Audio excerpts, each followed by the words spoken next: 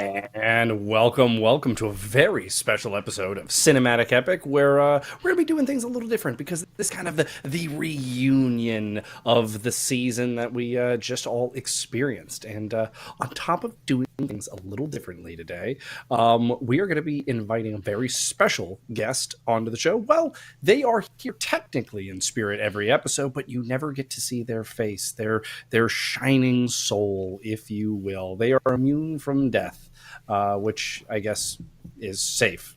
So, but let's bring them on in. It is our one and only director, Derrick, and the rest of the cast. Hey, how are we doing? My goodness, Hello. we've come a long way, right? Oh my goodness, Yes. I am Derrick, So much. the man behind the mask. I guess I don't know. Yeah. Man in the chair. No, Yes. producer Derrick, the man in the chair. Yes, Yeah. indeed. And we're obviously here to celebrate. We've made it through an entire campaign. Excuse me. Did we? Well, Most of us. Oh no! 3/4. indeed, and this has all been a very special journey. We've all gotten to share something that I found out today when I was looking at little like dates and statistics. So our very first official stream for this campaign that we just ended was on May the 10th, 2023, which you may note is exactly 8 months ago. So would you look at that? Oh my goodness. I didn't process this as those. Here, Wow. This took. Like Ian's hair got shorter, mine got longer. Indeed, and we're gonna take a moment to kind of look through all those memories and everything. Obviously, I think that I'm so used to calling you guys by your character names. We do it even outside of game, which is very silly, but I think Jasmine said it best at the top of session 10, is that if you've been with us through this whole shebang, then you know us by now. I'm not going to subject you guys to individual intros like usual. But of course, actually do each other's intros now. No! Oh my god. Let's I am Gotta, like- Shakespeare. You gotta do like this. Hold on. Kind of small I like how, reptilian animal thing. We all jumped to Breakspear, right? I know. yeah, Buddy. I was so surprised. I was like, oh, wow. You're so popular. Indeed. And so, in the spirit of this kind of celebration, I wanted to first and foremost, we were talking about the changes that we've gone through. Well, guys and gals, I have queued up the very first frame of Cinematic Epic. There we all God. are. Well, not me, Oh my goodness. but the very first frame. Look at him. God. He looks so full of life. We all look didn't so full of realize- life, don't we? And God, you're so full of life. Don't put that on me. And it wouldn't be the end of a campaign if we didn't also have the very last frame of our last session, which is everyone everyone just fucked up. Awkward hands right there. What am I doing? I'm a Everybody, what's going We didn't know on? what happened. We were like, You can see the pain in Jasmine's What eyes just in that happened? picture. I was still crying. like the tear. The pain Yes. coming I'm out just still. like, what happened? Alicia was in shock. But it is a celebration, though. Ultimately, we had one player lose a character, and there's nothing harder than losing a character. I assure you. Adam has taken many a character from me. So And in fact, some of the stuff that we're going to get into today involves me losing another character, and I wasn't even playing in the game, which is great. Hey. I'm not safe. But we each have a connection to you guys, and I thought it was cool that we were able to, through much trial and error, trying to find the perfect team for this game. We put you guys together. We started you up, like I said, 8 months ago. Some of you guys had never met each other in real life, which was kind of neat. And so to commemorate this meeting, I wanted to also show off our awesome photo where we all got to finally meet in person. It was the first time ever, and it was a very happy The occasion. whole gang's together. Absolutely, and we look great. Hey. So yeah. So yeah, I knew everyone but Ian. Yeah. Yeah. And she didn't predict how tall we met would be Ian either. the first time No. that day. Oh my gosh. Yeah, I don't know. Okay, I didn't expect Ian to be as tall as he was. I was like, oh, hello. When I first got there, Expected me. and you were sitting when I got there, so when you stood up, I was like, You're supposed to be like 3 You foot tall. expected me to fold up into a briefcase size and just be carried around? Like, I'm confused. You play such a short character. Thought you'd be about like Alicia's height, honestly. Oh my goodness. Dang. Well, Well, I'll I tell don't you, know Ian how to in feel real about life that. gives off like Abraham Lincoln vibes with that coat. Yeah. Yeah. Oh yeah, the Abraham Lincoln Vampire Hunter. That's your next character, right? Yeah.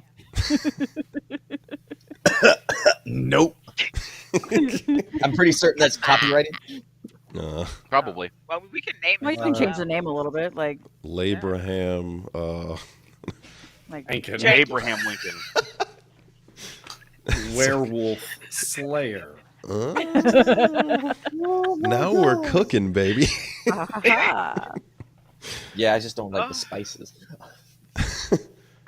Oddly similar to our writing process. But yes. So we just wrapped this campaign last week, 7 days ago, and there might be some questions, Things that and haven't been puzzled out yet. yes, and we want to use this stream today to not only celebrate our campaign that we just finished, but we also want to use it to give a little bit of a sneak preview as to what is to come. There's going to be some things explained from both myself and Adam, some fine video content, and of course, we want to give a little closure to campaign 1.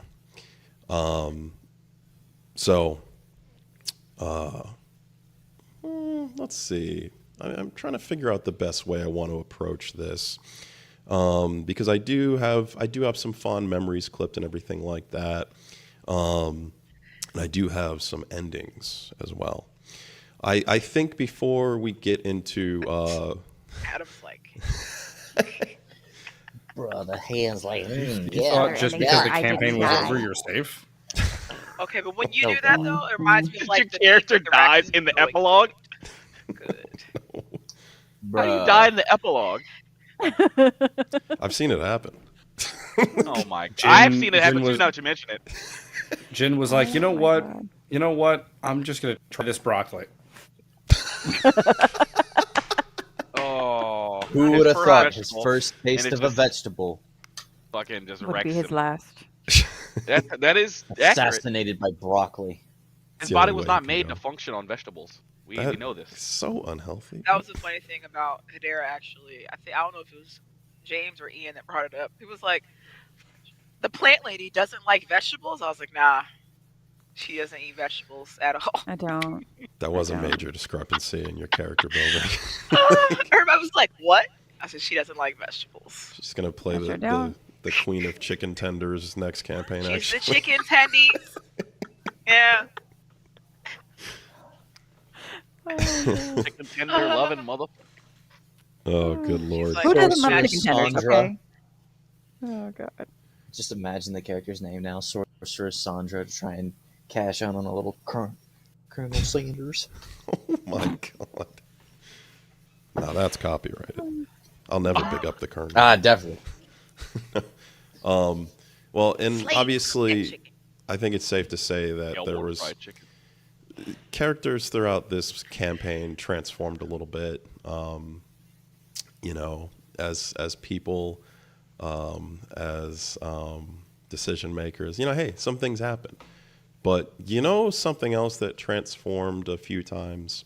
That's the pop-up bar that you guys went to a few times. Oh, To yeah. which I wanted to take a moment to I highlight. love the bar. So here we Yes. are. I felt that segue coming. Oh god, the video didn't play. My first Oh, no. mistake. Oh no! Hold on. Oh, no, where's- you got me on a freeze frame. Look at Adam! Immediately, There we go. you can smell God, my hair. pipe tobaccos. I told you. I mean, like cigars, cigarettes. got short on my Alcohol has just clearly been haphazardly spilled, poured, drank. People have vomited in corners. It's cleaned up, but not really. In general, the place smells, that looks, was and right. feels terrible. And everyone at every table is like hunched in groups. No one's talking loudly. It's a bunch of kind of murmurs and whispers. The bartender looks up at you and goes, Guess it's just not my type of bar tonight, then. "Nope." The party makes its way back to the pop-up bar, and you're greeted totally different view. They've redone their little pop-up bar around the tree. It has a totally different aesthetic. It's much tree. brighter. The leaves of the tree are also a very, very like crimson blood red, and they kind of almost illuminate the bar a little bit, but it's offset by lovely like candles and things like that. And all in all, it is way more of a joyous little place. As you walk in, there are people sipping teas and drinks like that. The bartender, who you recognize, is like, my friends, hello, welcome. Every You time. get to the pop-up, and as you get there, the entire building is painted jet black.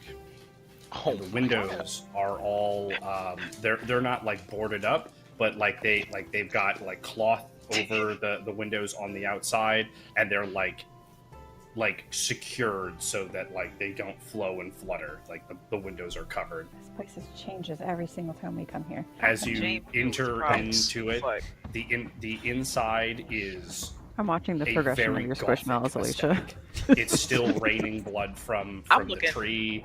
There, I look everything's like I can't- black. It's looking at my it's weight, like- dingy. It's got this like stop. haunted.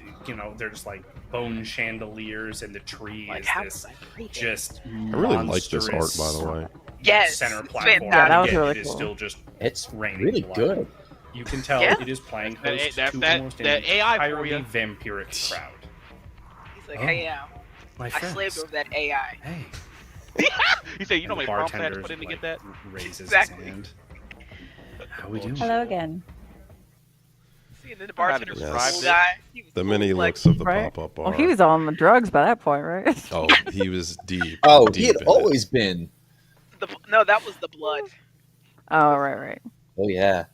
Oh, yeah. Blood Birdsburg had him like that, grow- too. The blood had him Yeah, chill. Breakspear loved that. Oh, my Mhm. God. Those blood shots? His his blood shot, his like flight of blood shots. Bro, Mm. blood creme blood flight. brulee shots. Little Yeah. Sitting hard, thinking, like, you know what? Maybe coagulated it would be top fine that to be just a- bite through. That's disgust. Stop. Maybe it would be fun to be a little dragon vampire. That's what this man was thinking. Right. Little dragon uh, vampire. that session I really heard took a turn. drag vampire. That took a turn for that session. In fact, let's take a look at it. Anybody need a drink there? Skipping on. Just busted us right out into it. Admittedly, I didn't think I was going to be drinking blood today, but you know what? Always time to try something new, right? Perfect. And let's get This a man got dice this thing roll set up for like a our soundboard. He literally hit a Oh, button by God. me instantly in here. Dice roll Yep. for this. I don't know. I'm a little. You Almost break rolled the a top, one, my boy. and So you close. What would have That happened if I one. had It rolled is well? You'd have thrown up. one of the best tasting things you've It would have ever purged all had. the blood in your body. And as you finish the drink and you Just put it me? down, you just feel like 2 times stronger. Ooh, that. That's breathtaking. What's I in don't that like one? it. He looks so happy. That I look so is, part of it is Like, the ew. natural experience. It triggers an arcane reaction similar to Oh, man, my that of squishmallows. vampiric. It gives it also triggers I felt the same way just now. I was like, nah, bro. Yeah. This is already like you already didn't want to go in there. Trippy. It's got a See? little elf, of Like, course. get me out. Some dwarf, and then just an absolute tiny shaving of some dried draconic blood. So it's just Ooh, My face thank is you for like, that what the fuck? experience. Adam, you're going to hell for creating this. You're going to hell for creating Surprisingly delightful. So What do I owe ya? Oh that god. one's on the this. house. This demonic ass shot. Trust me, Oh. it pays for itself. In that face. Yeah. Just like, The whole That's- time, like, what is happening? I mean, Listen, So then, There's- yeah, Ian said, go ahead. go ahead. You're fine. No, I was gonna say, Ian said, what would have happened if he rolled low? It would not have gone well. He probably would have vomited. I probably would have described Oh, okay. that. It I'm also just saying probably he would vomited up have. his blood. His own blood. But yeah, no, it would have been a bad fort check for Breakspear. Would have probably had to take a will check to see if he gets like more like ravenous cravings. Oh, He God. has to like fight and control. I would have played some fun with it, you know. You risked your whole career for the shot. You had 2 of them. You could have been a vampire for never real. Like, you did this would twice. have known, and I rolled well. Happens Wouldn't to doubt just another roll high. sucker, but not Breakspear. Listen. If I he mean, had become a vampire, we all kind of said that though. if he become a vampire, I feel like in the end, he'd have gotten caught for sucking someone's blood, and he would have also been executed. He just gets caught up. Hold on now. They would have just brought him out. Maybe to not. sunlight. True. Maybe not. Like We in didn't get there. that underwear It didn't- prequel. I thought You you see said this shit? underwear prequel, and I was That's like, what I heard. That's what I thought as well. Sorry. He did. The underworld he prequel. did say underwear, right? Oh. Underworld. No, I knew underworld. you meant Yeah. underworld, but I Underworld. definitely heard Got it. underwear I was prequel. over and here I was like, Yeah. what kind of draws you bang? in the prequel to Underworld, it was like the main Yeah. werewolf dude, Lucian, Lucian like Mhm. fell in love with and the Sonya. main Yeah, vampire dude's Sonya. daughter. Yeah. So Yeah, then Sonya. And then Victor was mad and was he like, "All opened- right, well, yeah. you're pregnant. Oh, we got to kill you. We can't let this baby Yeah. live. Not this Those are not this hybrid sunlight. baby." He literally This put her on. unnatural. They had a public execution. They put her on a thing, Yep. and then like they just opened the sunroof. Opened up It was the like, hole. dang, It was that's like a dirty. main door. Just enough to Yep. kill her, to burn her, Yep. and her little hybrid baby. That'd have been Breakspear. I was wondering where he was going to use moral of the it. story. I was like, Yes, That's moral what of the we're story. doing. That would have been Breakspear. That's the picture I had. Okay, Is Breakspear okay, with his okay. shot just Well, chained up. well, James, I mean, and the dragon didn't Uh-oh. kill me, so You You're almost that was died. a pretty hefty thing. You almost died. and I You're think welcome. what the But lesson I didn't. I think what the lesson here is what doesn't kill you makes you stronger. Uh-oh. Until you're actually killed. And Damn. I think a good example of that, we had plenty of good fights in this campaign. But I don't know if any sticks quite as well as when Jin he had a tournament fight. I knew it was coming. No, And I think we should Fantastic. check it out. Come on, then. let's not. Let's do it. Oh, You sound a little tired there, old man. Let's see who's old. And he lunges for an uppercut. Oh, geez, Rob. you just hold. Beat No, the what the brakes hell off is me. that? God. Let's see. Yeah. who's That's Beat the old. right. brakes off of me. Oh my god. Oh my god! Oh my And god! you didn't get Really away. about to get mossed by an old man. He's slow for a second, and then he Adam's like so pleased. exerts himself and really is, speeds too. up and just catches you right underneath your chin. You go shooting into the air, and we're gonna need a fort check. Why Adam DM? Jin 'Cause he likes to slams he likes to into do the combat tile against the all of arena, us. leaving a small Oh, God. crater in his place. Let's. This is an important fort check right here, Jin. Look at how pleased he's getting. Come on. Yeah, no! Daddy Eddie of said, Daddy of and I sadness. instantly You're died. laying there. Your eyes are Instantly blurring. died out. You feel yourself that slip as you're like willing the best you can to try to stay awake, and then you just hear, Oh yeah. Ooh. "I could beat him." And you know, in this moment, you have a choice: relinquish control or pass out. He ain't passing out. He's not passing out. He's doing everything he can to try to win this fight. I don't even think he just thinks it's him. Perfect. Well, he did everything he James could. regretted Jin's hand Look, James shoots up regretted this and later. grabs Roscoe's. I knew what was gonna happen and when I made slams the decision. him I was onto, like, if onto I the ground. don't knock And out, he's How excited pounding Alicia was. the face Terrible stuff. of Yes! Roscoe, who's like trying to block but not managing This is what to Derrick was do talking anything. about. Jin Playing grabs it out the of right hand. arm He's of so happy. Roscoe, pulls it Yes. out of Yes. socket, and then punches down again.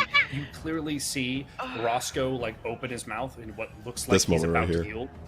And Jin Uh-huh. reaches with his left hand and closes Roscoe's mouth and then punches the side of his face again. Jin grabs his legs and starts like spinning him around, spinning him, grabs his arm, hurls him into the air, and then brings Roscoe's back down over Jin's knee. Look at James, Roscoe by the way. is in sheer pain. He's trying to speak, but I he can't do it can't. no Jin more. picks him up. That was my looks to the mental king, state at that and point. I yells was like, out, it's over "He's for me. not I can't do nothing." yielding!" And he goes, "Bounce it to Not the death yielding. if needed." Jin pulls his hand back and then punches Roscoe in the chest where his heart is. His ribs start to concave. He punches again.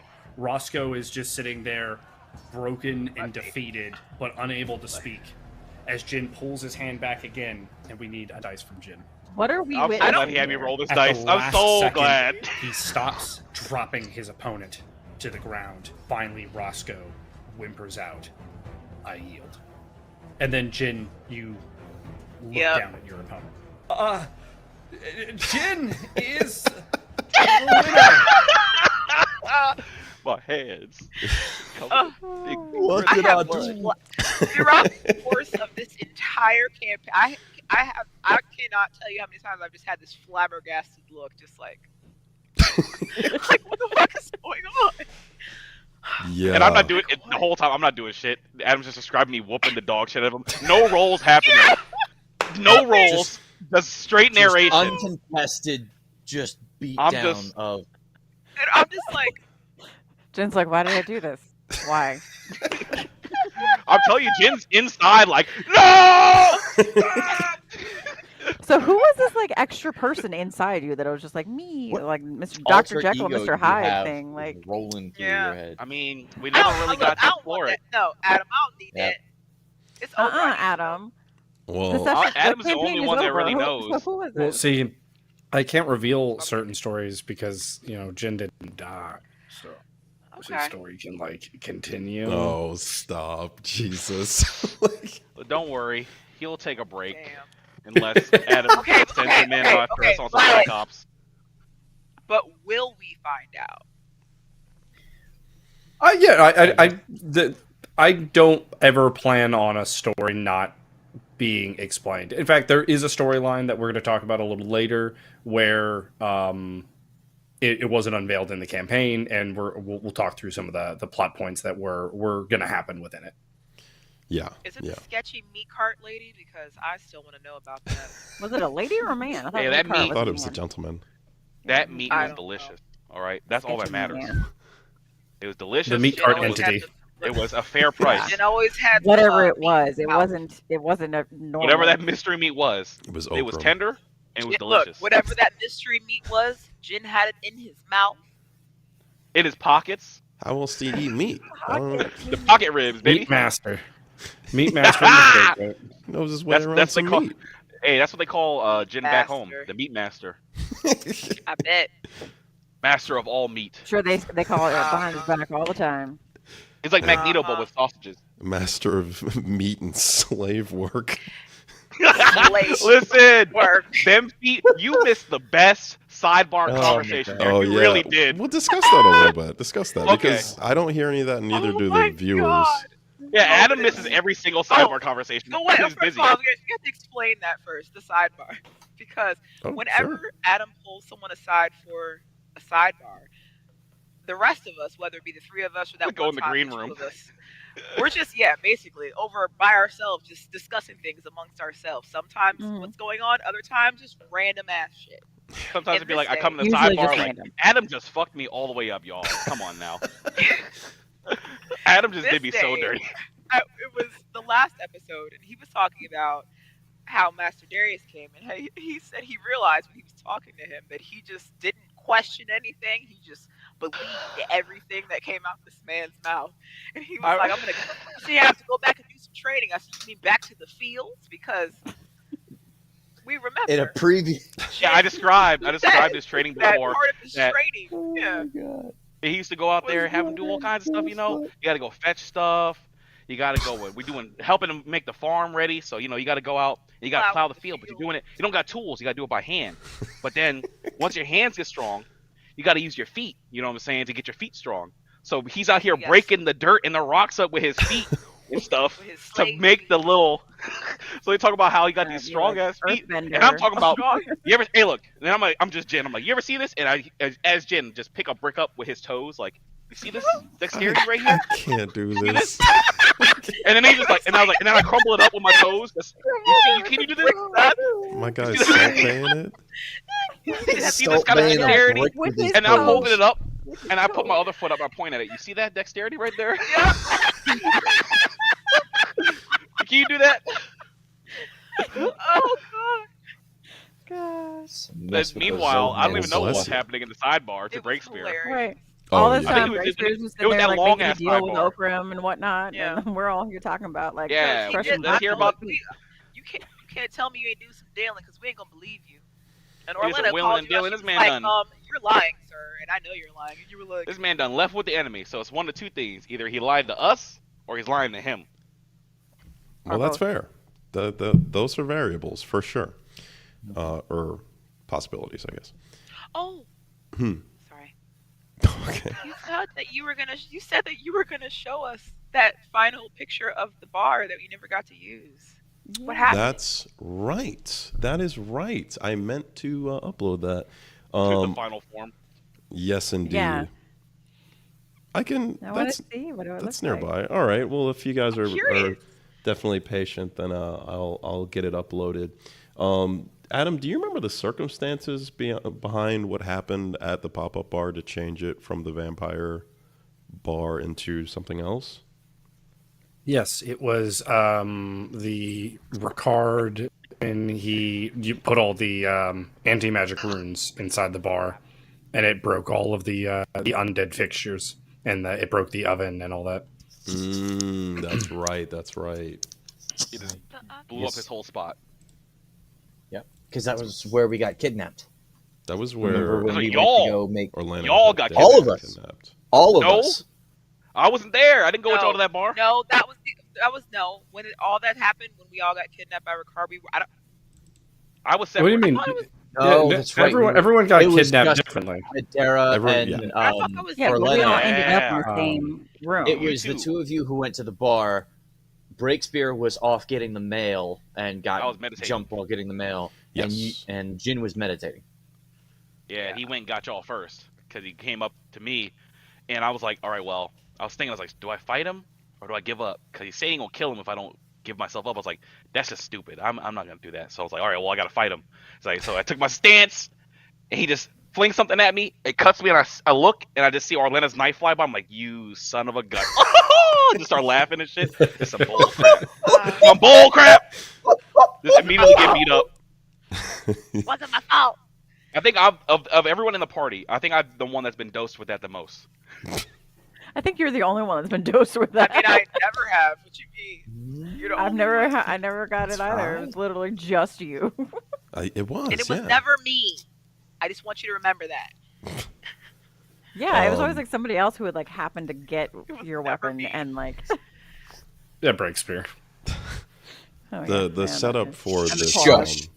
the setup for this photo though is that like the powers that stood in that bar kind of like died out due to the magical interference, but the idea from Adam was that like the bar was kind of becoming reborn, like growing back into its own life. So Without the tree. Oh, it's on Hedera energy. so that is what the Yeah, bar the ended trees up are becoming. Oh. I love that. I Oh love my it. Yeah. So This was part of a storyline we didn't get to dive into too much, and this is one of the ones we'll talk about Oh, because sure, yeah. the tree was going to be partially sentient because that is what you were attempting to do to save the tree, and Yeah. the tree was not going to be a protagonist. Oh no. Oh no. Oh, Oh no. made We don't have to fight a the tree tree. baby that hates you. It was I mean- not a very not a very nice tree. It was going to be very Mean Girls energy. It thought itself was very pretty, That was a very pretty tree. which all It of you was very validated pretty. it. So Hey, I was never in there. I don't believe that. Jin just stopped Look, he coming. went in twice. And I he's like, never literally again. went in there Yeah. twice. I was like, Yeah. I'm not going in there anymore, guys. You guys can do After that. after Frank showed up, there was no going back for Jin. I'll He just stay never outside went with in Frank. again. I'll He just stay never outside went with in Frank. But he also didn't want to talk to Frank. He didn't know what to do. I didn't want to talk to that bartender. He didn't want to Hey, talk First to of all- Frank. Cool, though. That one interaction with the bartender was all Jin needed to know. I was like, I'm not coming back here ever again. And then y'all sent me in there to go get information, and I was like, I don't know why y'all sent me of all people. And then Jin came back with like one piece of information. Hey, He went, it was better than none. It was honestly I got the probably map. information you could have got. That makes me wonder. She was talking about the bartender. I was like, what did the bartender came as a character witness, and I wonder what he said. True. I have so Well, many questions. Adam, do you want to? What do you think? That is, bartender was a unique character made for this campaign. so the bartender ultimately was a relatively unhelpful character witness, because one, he does not hold much credibility. But two, his rambling stories of everything that's happened with the party inside the bar aren't exactly the most, paint a good picture. Like when you're sitting here going like, look, I need to know, do you think it's possible that Hedera killed those guards? Well, I did see her tree somebody and then rip them out of the tree. And then drag their like bleeding root body God. outside and plant them in the dirt where they now live. But That's Frank, got by the very way. good dirt. He got very good dirt. Did Frank come in to do an interview? How? couldn't move. How? Frank, They gonna dig him up and put him in a wheelbarrow? Maybe. The walking coffin. I did off-screen roll to see if they found Frank, and they did not find Frank. Oh. No. You're lucky for Frank that. missing? Because he would have told all. Well, no, I mean like all. they Yeah, also, didn't like in the Notice the course dirt of the patch man. investigation find him. Yeah. His roots are growing Damn. beneath the planet. I mean, he got the nice flowers on him now with that fertilizer. He might be covered up by now. He got very nice fertilizer. That was He's one of the. That's true. You guys made a deal. Imagine So- just the sheer panic of Frank though Alright. when that whole row of houses was set on fire when you were chasing Ricard and he's just like, He's moving at like moving at like three Frank inches can't an hour. move. I Frank just can't- imagine little roots trying to run like a phantom limb. Just like it's No. the worst I centipede imagine him ever. moving. I imagine him moving, but like at a slug's pace, because he's got to like Oh, go no. through the dirt. So he's like slowly just slugging his way along. Terrible. So we talked a little bit about some unique and recurring characters in this game. I think it's worth mentioning probably the most unique of all that we've made for this game. And Adam, we should detail the amount of planning and not planning for the character that is Ricard, because The look on his face says it all. first and foremost, you want to I tell them about know. Ricard's name? He didn't have a name for a while. I Well, give him that. no. So we can touch on that after a certain person's Okay. epilogue happens. Okay, understood. We'll circle back to this conversation. Okay, but Ricard, I can firmly say we stuck to our guns with Ricard, and we never. To the point I literally typed a fucking journal for Ricard to like explain all of his actions, where I was like, yeah, that makes sense. Like, and yeah, if can we like alleviate confusion with Ricard at the very least with appearances and stuff? Why did he look like what- Spawn? Is there two Ricards? Well, no, not with No. like his physical appearance. I mean, with like okay. when and where he appeared. Gotcha. When and where he appeared. I mean, yeah, no, it's he was the first person you guys chased out of the bar. He was in fact that person, not the one you caught, but the one that KO'd Jin out in the dirt. Yes. Who was Yeah. What's up? the guy that I can't remember his name? Oh my god, the one we interrogated. Oh, What was his name? So Draco. That piece of shit. uh, I Jacob- trusted you. I gave you gold. This is our mysteries portion of campaign 1, Overture of a New Age. We're happy to get to the bottom of some of these Man, I things. know for you Adam guys. was so happy I gave that man money. It's some old bullshit. So, Jacob's storyline was something that we didn't get to touch on, partially because the session that we were going to explore it, the attempted murder of 18 people and the murder of 16 people happened. Oh. I don't remember that one. Which one was that? I don't remember that episode. Oh, either.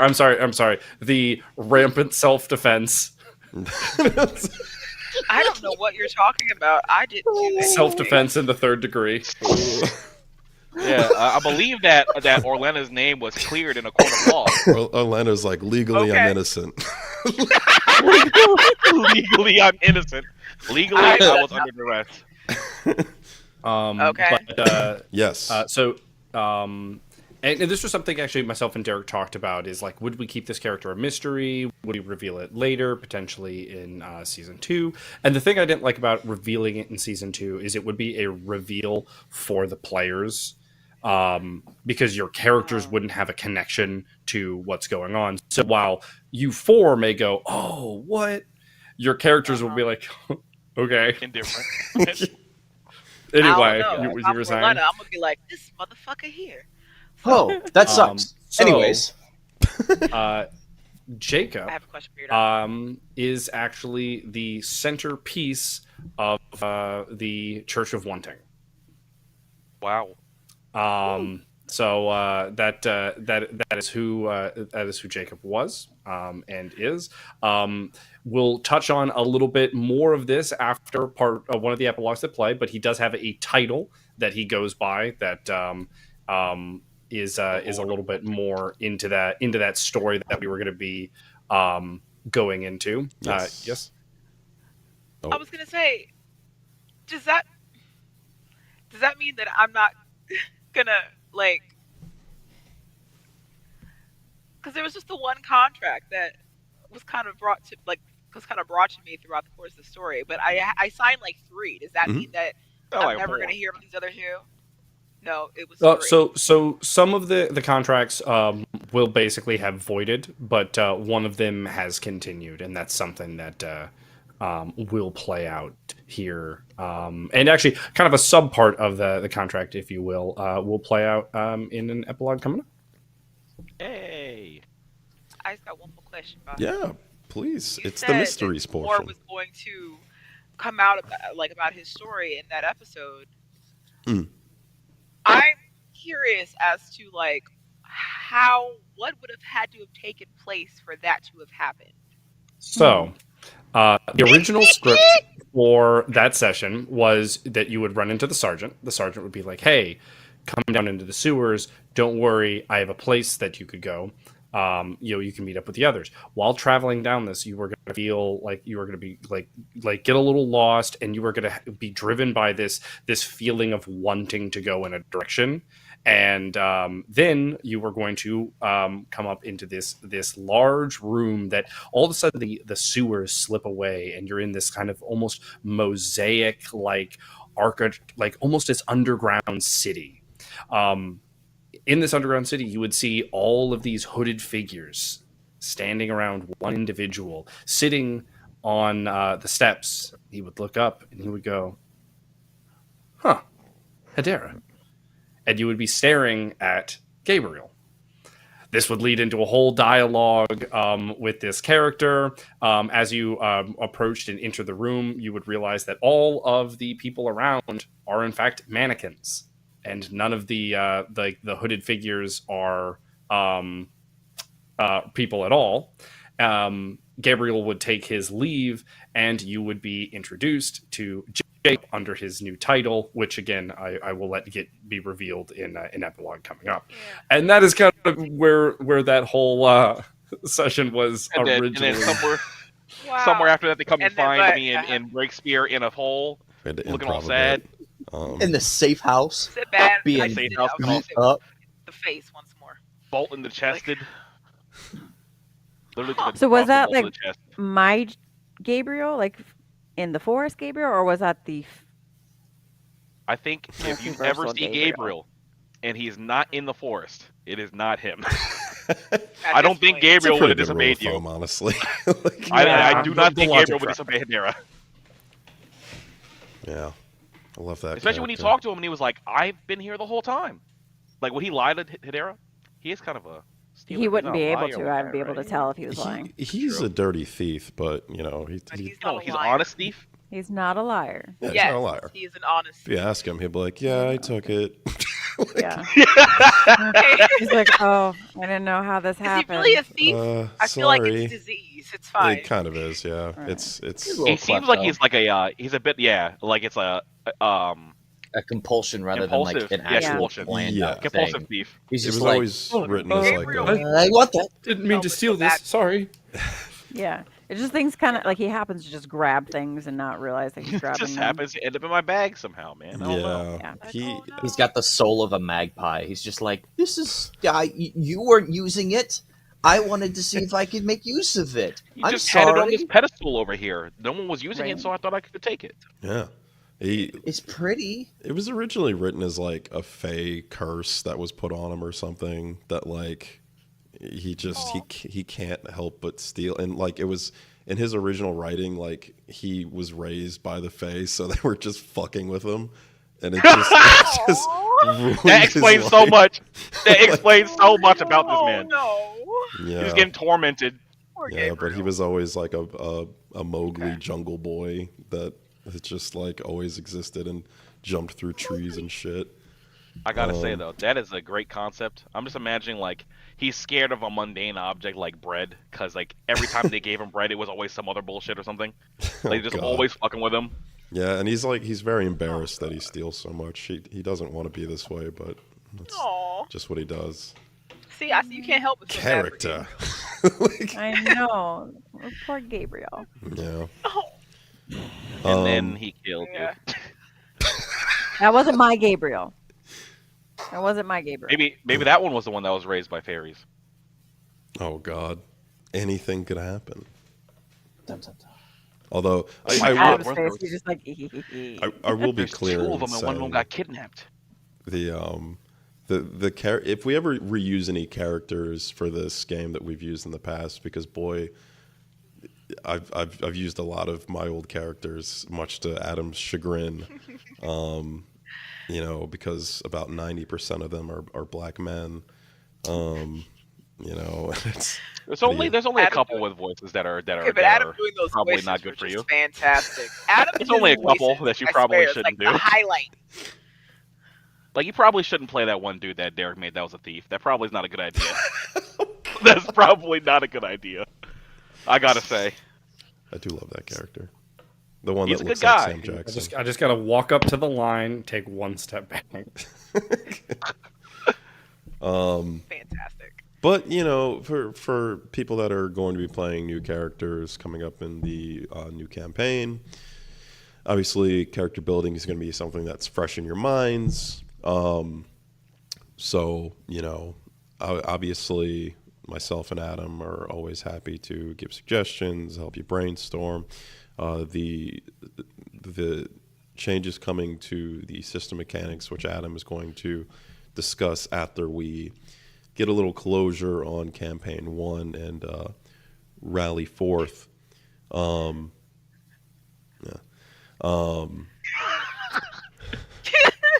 Because every time he says closure, Jasmine's like,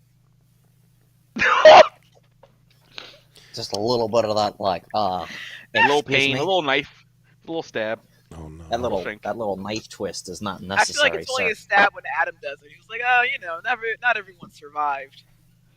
He's doing it. He's twisting the knife. That's not a stab. That's a twist.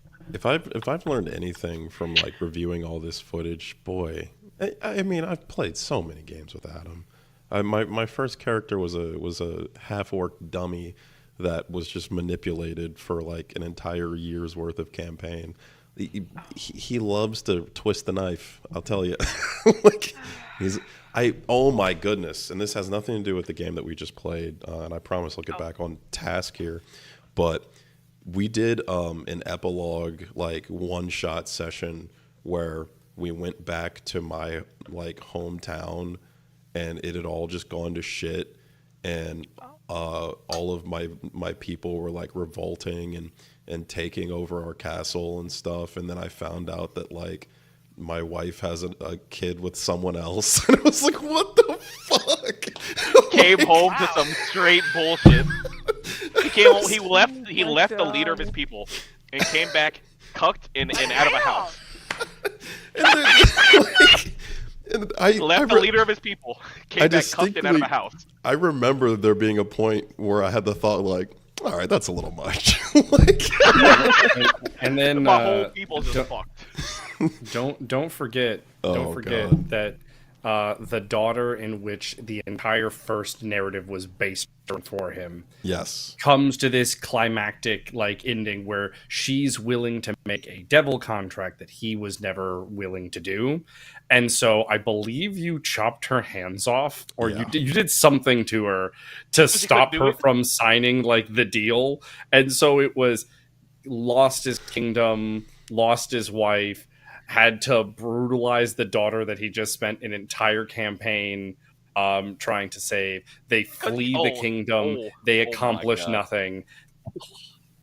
You can't forget. You Just cannot forget to mention you that just take the this daughter we're contract. talking about, had been transformed into a chicken, and he spent the entire campaign carrying this motherfucking chicken around. But yeah, you know, I like some tragedy. I like thinking of Greek tragedies and then going like, but what if they were more morbid? Oh my He's God. he's just like carrying You this just chicken carry around, your and no daughter, one your knows chicken, why the chicken in is your important to backpack him. like Banjo-Kazooie. Like Banjo-Kazooie, yeah. Like, Nobody knows why the chicken is Yeah. important to him. He never tells anybody. Well, that's because he my didn't God. like or trust magic because he had been wronged by that's magic. fair. So I he was mean, trying And to then he was find wronged by everything. there were He did there some were cool stuff, though. solutions he could have taken all throughout the campaign, but he was too God. stupid. He killed a dragon though. He did though. It was a big moment for him. Okay. So, Um, You were like, speaking of dragons now. oh wow. Let's talk a little bit about endings here to the last session, because I want to make sure that there's some clarity here. Obviously, we know where the party members went at the very end, the last scene. They all go their separate ways. Orlena following Angwin, the snaky archmage. Never trust a snake, especially one that has well. two little snake boys next to him. That Snake Man, battle got boys? three with him. snakes on one Never body. should have That's trusted him. untrustworthy. There's I'm racially profiling. there You don't was trust a those snakes. very interesting path with Angwin as well. Honestly, he did change throughout the game, but I would say it was based off of player actions. So He He's like, oh, Okay. wait a minute. Wait up. Hold Sneaky on. little snake. Wait Set a me minute. up. I want to. don't know I want to about hear all about this. that. But continue. Yeah. But yes, so I think that, and obviously Breakspear walked off unsurprisingly, with Okrim Lefort, the leader of the Thespians. I mean, I knew he was lying, so I'm not really surprised. A hook, line, and sinker from Mr. Adam Morrow. Sometimes I feel like he just tries to see what he can get away with, and he's done it, boys. Jin walking off with his master Darius, unquestioned They basically loyalty, ran Could out. faith. still be someone They in disguise, basically and he would ran. never know. They were like, "Hurry up, let's go." Returning Yes. home. Don't look I at them. literally was like, I didn't even check to see if this is the real dude. I was just like, Master! Yay, you're back! Oh, After thank God. You've come to save me. Oh my God, I needed your help. and Pretty Hedera much. has her own ending that we will address. 1,000 right there. Now, everything that comes next all came in the aftermath of a shocking sight of Ricard being executed. And Master boy, Hammer did brought the he hammer get down. fucking executed. I like to imagine his head either just exploded or it just got like lopped off just with Master the power Hammer of dropped that. the hammer. It's, I always it's like I imagined it said, more like a Jin watermelon. was, Like, Jin was Dang! watching. Imagine. Jin was watching, was horrified. But Splat. then, as Master Hammer started to wind up, he was like, But "What he is that? couldn't look away. Wait a minute!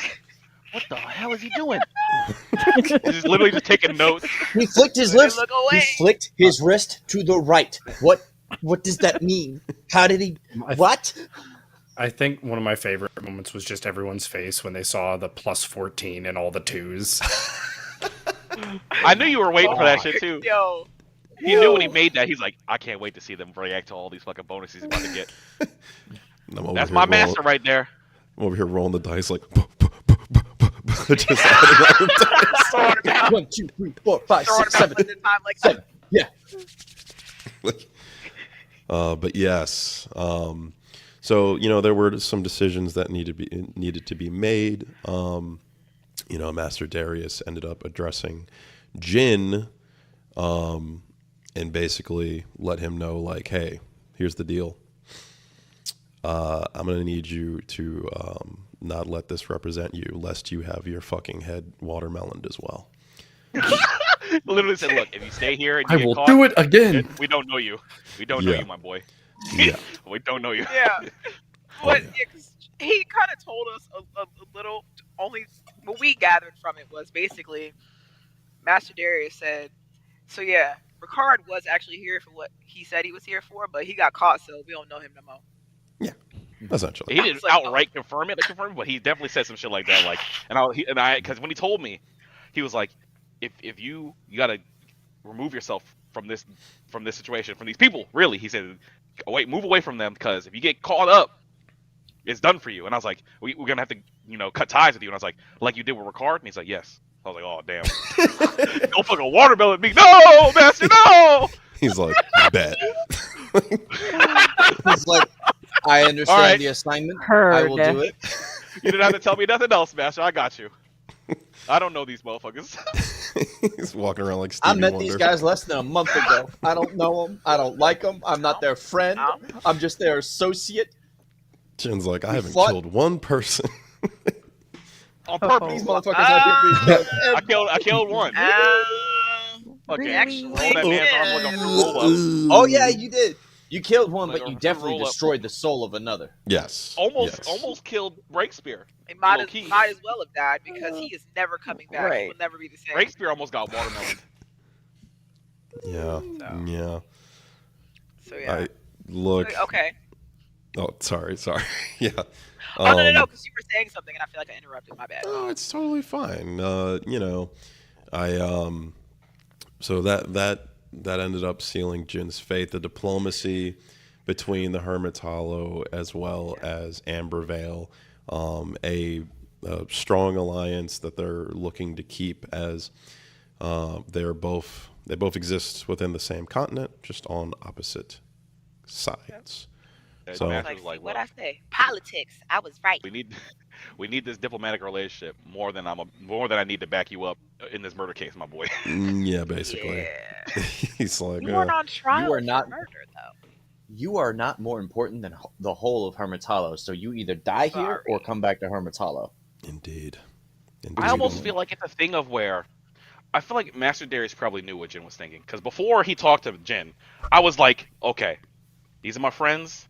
Some things have happened, and he's But pretty. my Jin was friend. pretty much just like, I'm gonna have to go down on my sword. Pretty much is what's gonna happen. I'm gonna have to stand Aw. in for this trial Hmm. until Master Darius talked to him, and he's like, all right, I'm out. Master said he need me. I'm out. Sorry, y'all. Literally just turned it right around. I was literally before we went into the session, I was like, all right, so if it comes down to it, Jin's gonna be like, ask for a trial by combat for them, and they're gonna stand in as a champion. Probably gonna get blasted by Aegis, and that's just gonna be the end of it. And then Master came and talked to him. He's like, yes, sir, Master, I got you. I don't know these niggas. Bruh! Oh, Bruh. shit. Literally Like, said, nah, I'm good. my guy. Yeah, I don't know these guys at all. I don't Yeah. run with them like that.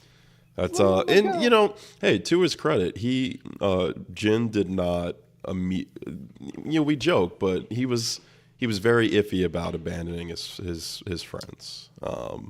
Until Master Darius made it clear that like it's either this way or no way. So what are you gonna do? This, are you getting watermelons, my boy? It's like, okay, Pretty much. well. He was like, you want to end up like him? I don't think you do. So he pushed back initially, but then he conceded. Yeah. But I get so descriptive about that one because I ran out of time to cut it up and play a video. I'm so sorry. I've stayed up so late last night. Give me a fucking break. No. But speaking of breaks, Oh no. let's talk about Go on. Breakspear. Let's Hey. talk Let's. about what may have enticed him to Yeah, make a deal with the devil. that all about I- Breakspear, huh? Wanted to make sure that you. Okram talking to him, by the Survived. way. I wanted to make sure that you lived.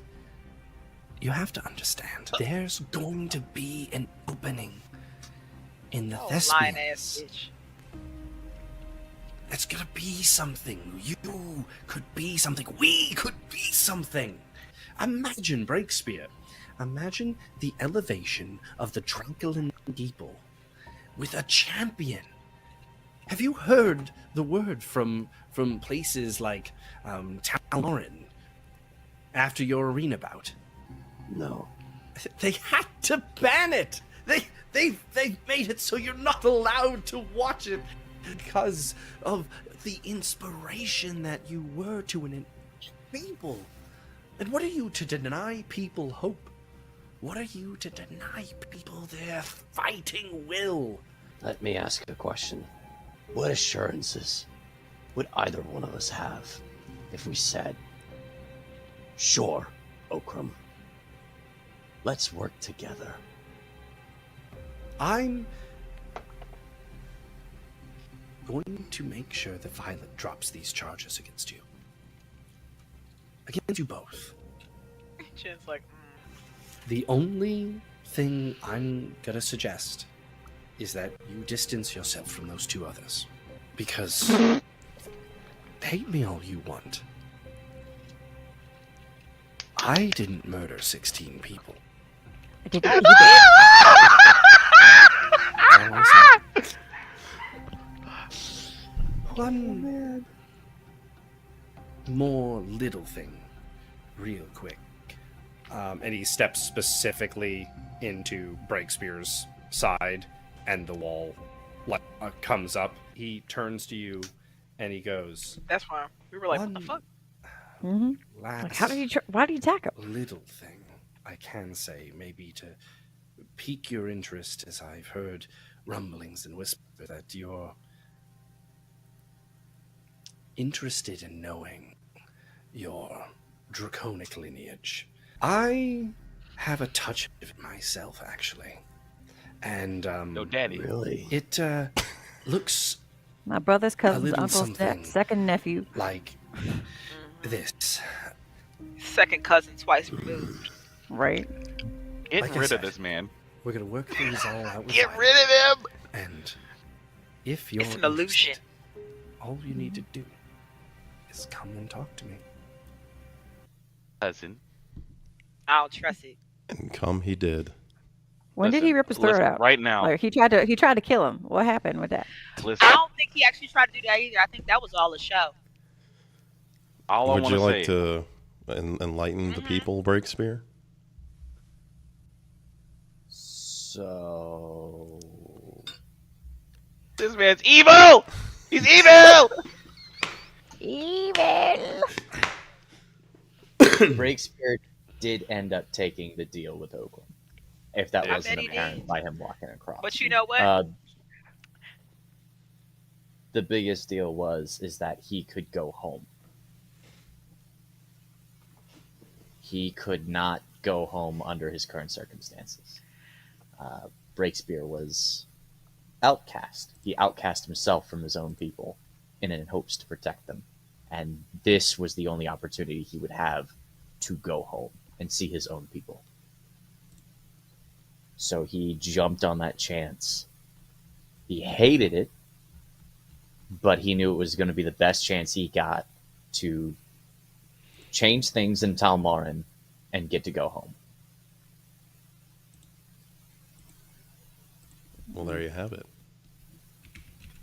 And Adam is just so happy about But she it. just wanted to know if you actually attacked him. That was the Yeah. question. Or did you lie about that too when you came back? I I bet just tried you to kill did. him. Oh, I just tried to lying kill ass. him. Call That's up to you, Man. I just had to Breakspear. give one more strike. You lying ass, Yeah. boy. You lying. I just had to try. You lying. And also, One more. you fucked one more because I'm shot telling at you, he him. gonna betray you. He gonna get back to Tom Horn, and you gonna get strung up. You gonna come back and they're like, wait, we didn't sign your visa to come back home, son. You gonna get roped right up Oh, into prison no. again. So, Roped right up into prison. He escaped from that prison twice. So there is that risk. You're right. This And time, it straight was- to execution. I just remember Not running that risk this time. Mm-mm. nah. We straight made to some new Holy modifications to the shit. jail, but we still don't trust it. Oh, So he was Tiny. invited to be Twice. part of the actual World Fair as one of its exhibits. It specifically being part of the fighting ring. I was gonna say you're gonna be the bearded lady. the way you Like, you Right, I did was, ages I was now? like a circus? You're gonna be like the freak show there? I was gonna say what? just because That he's sounds little. horrible. Right. I'm like, behold the tiny Dracula on display. Y'all went straight to circus stuff. Wow. Dang. Forgetting that I Said was this as an It's not an exhibit. right. as An part exhibit. of I'm like, the, are It you was being like in a bubble, displayed? like the in fighting a- exhibit, in a like the cage? fighting ring. Okay. Yeah, no. We just picture you in a bubble being put on Right. display for the children. Dance, monkey. Just like that. Wow. A lot of smoke from the dead one. Whoa, whoa, whoa. Listen, I will say it again. So- I Okay, fully believe that Hedera had a backup plan. That she is not the type of person to just run out here and the only thing keeping her alive And is the die? Force. I feel like she got a secret seed somewhere buried in the ground. Okay, It's but- gonna grow another Hedera. Blew up my tree. Okay. It's not I am a okay. I dryad feel like connected to a tree. That's yeah, true. nah. Yeah, you're done. I tried. I tried Hey. for you. You gave that shit up tried. quick. Yeah, you're right. Never mind. You're done. I mean, what if the tree grows Okay. back? That's that is an interesting turn of phrase, Orlena. Giving that shit up quickly, because I think it's important that we continue filling in our blanks here when it comes to session 10, a little bit of session 9, you know. So let's tune back in and see maybe what was happening on the Orlena side of things. Orlena, something's drawn me to you. As he says that, you have this overwhelming feeling of this Two-faced, double-tailed snake. intense want. This echoing of a contract like slither into your mind and like down your spine. I do believe Slither. that we are both looking for a very special herb. Something that can answer questions for us that, well, if we're being honest, we both need answered. I need someone to be able to make it into something that can be ingested. But, you see, you're no use to me if you're, well, here. It doesn't look very good for you. So, what are you proposing? Maybe you just weren't part of this at all. Let Hedera steal the headline. The troublesome Queen of the South, someone who has caused Ambervale quite some issue from what I'm told. There's a lot of political discourse against her. There are many people within the royal family who would like to see her guilty. What I need is a very special mixture, a type of weaving within some form of vessel in which to consume. And it so turns out that a little orphan baker has created one of the most perplexing paralytic toxins I've ever seen or heard about. Something so helped you with elegantly that. woven. It came in! That it can even be applied It's to other canon! devices. Is that true? I Is that helped you going to with help that. me get out That of here? weirdly If strong that's poison. true, Oh no. and you tell me that you had no part in this, I will use the weight of my Mage's Guild to make sure that these charges are dropped from you. And then sold you and me me out. can work together to answer both of our quarrels. The betrayal! Appreciate it. You sold me out. I had to live. I had to Don't live. die. And you Listen, made listen, wait. You killed me. You sentenced me to my death with that. No, she didn't but censor we you to both nothing. die. I still have shit to do. Listen, wait. I have things What you gonna say, to Derrick? do. And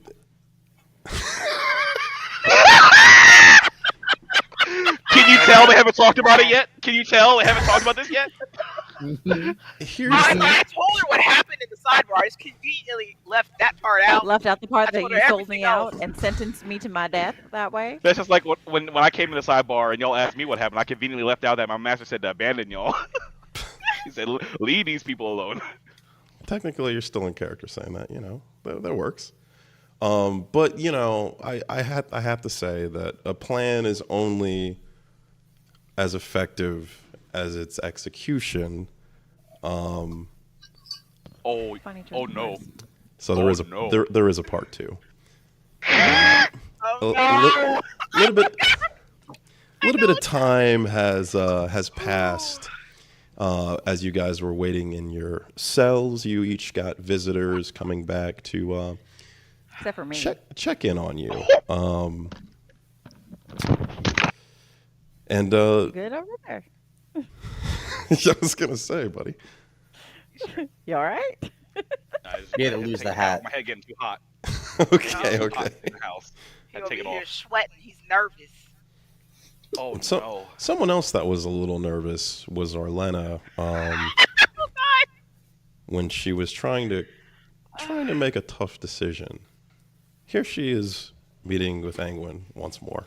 Have you Okay. given any thought to what hopefully we're going to do? The only thing that you would need to do is simply state that you're under duress, that Hedera has long been a threat in the shadows of Ambervale. What? Like a few summary details that I assure you are 100% true. As a show of faith to our agreement, I thought you might like to see this. And he reaches into his robe and he pulls out this gnarled looking root. Its leaves are black, and like the way they sit, they look like small little, like they look like little like Grim Reapers. It's just the way the leaf kind of like sits. It has a very like hooded demeanor, and it's got these like gray, jagged, spiky roots that like still squirm like while he's holding it. You could not pay me to drink nothing of that, son. What the hell are you trying to eat? What is that? And you do know that this is a like an object, and it doesn't appear to like like it just slips into his robe and is gone. Magic pockets.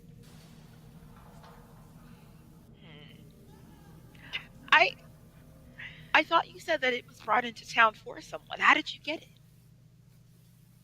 I might fuck this out. I'm gonna have to cut this out. Magic Mages Guild does have some pull to it.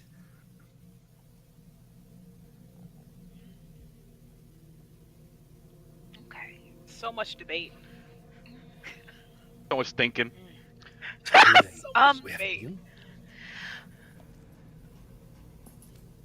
Yes. You heifer. I look forward to seeing your report, and I look forward to helping you with the roots.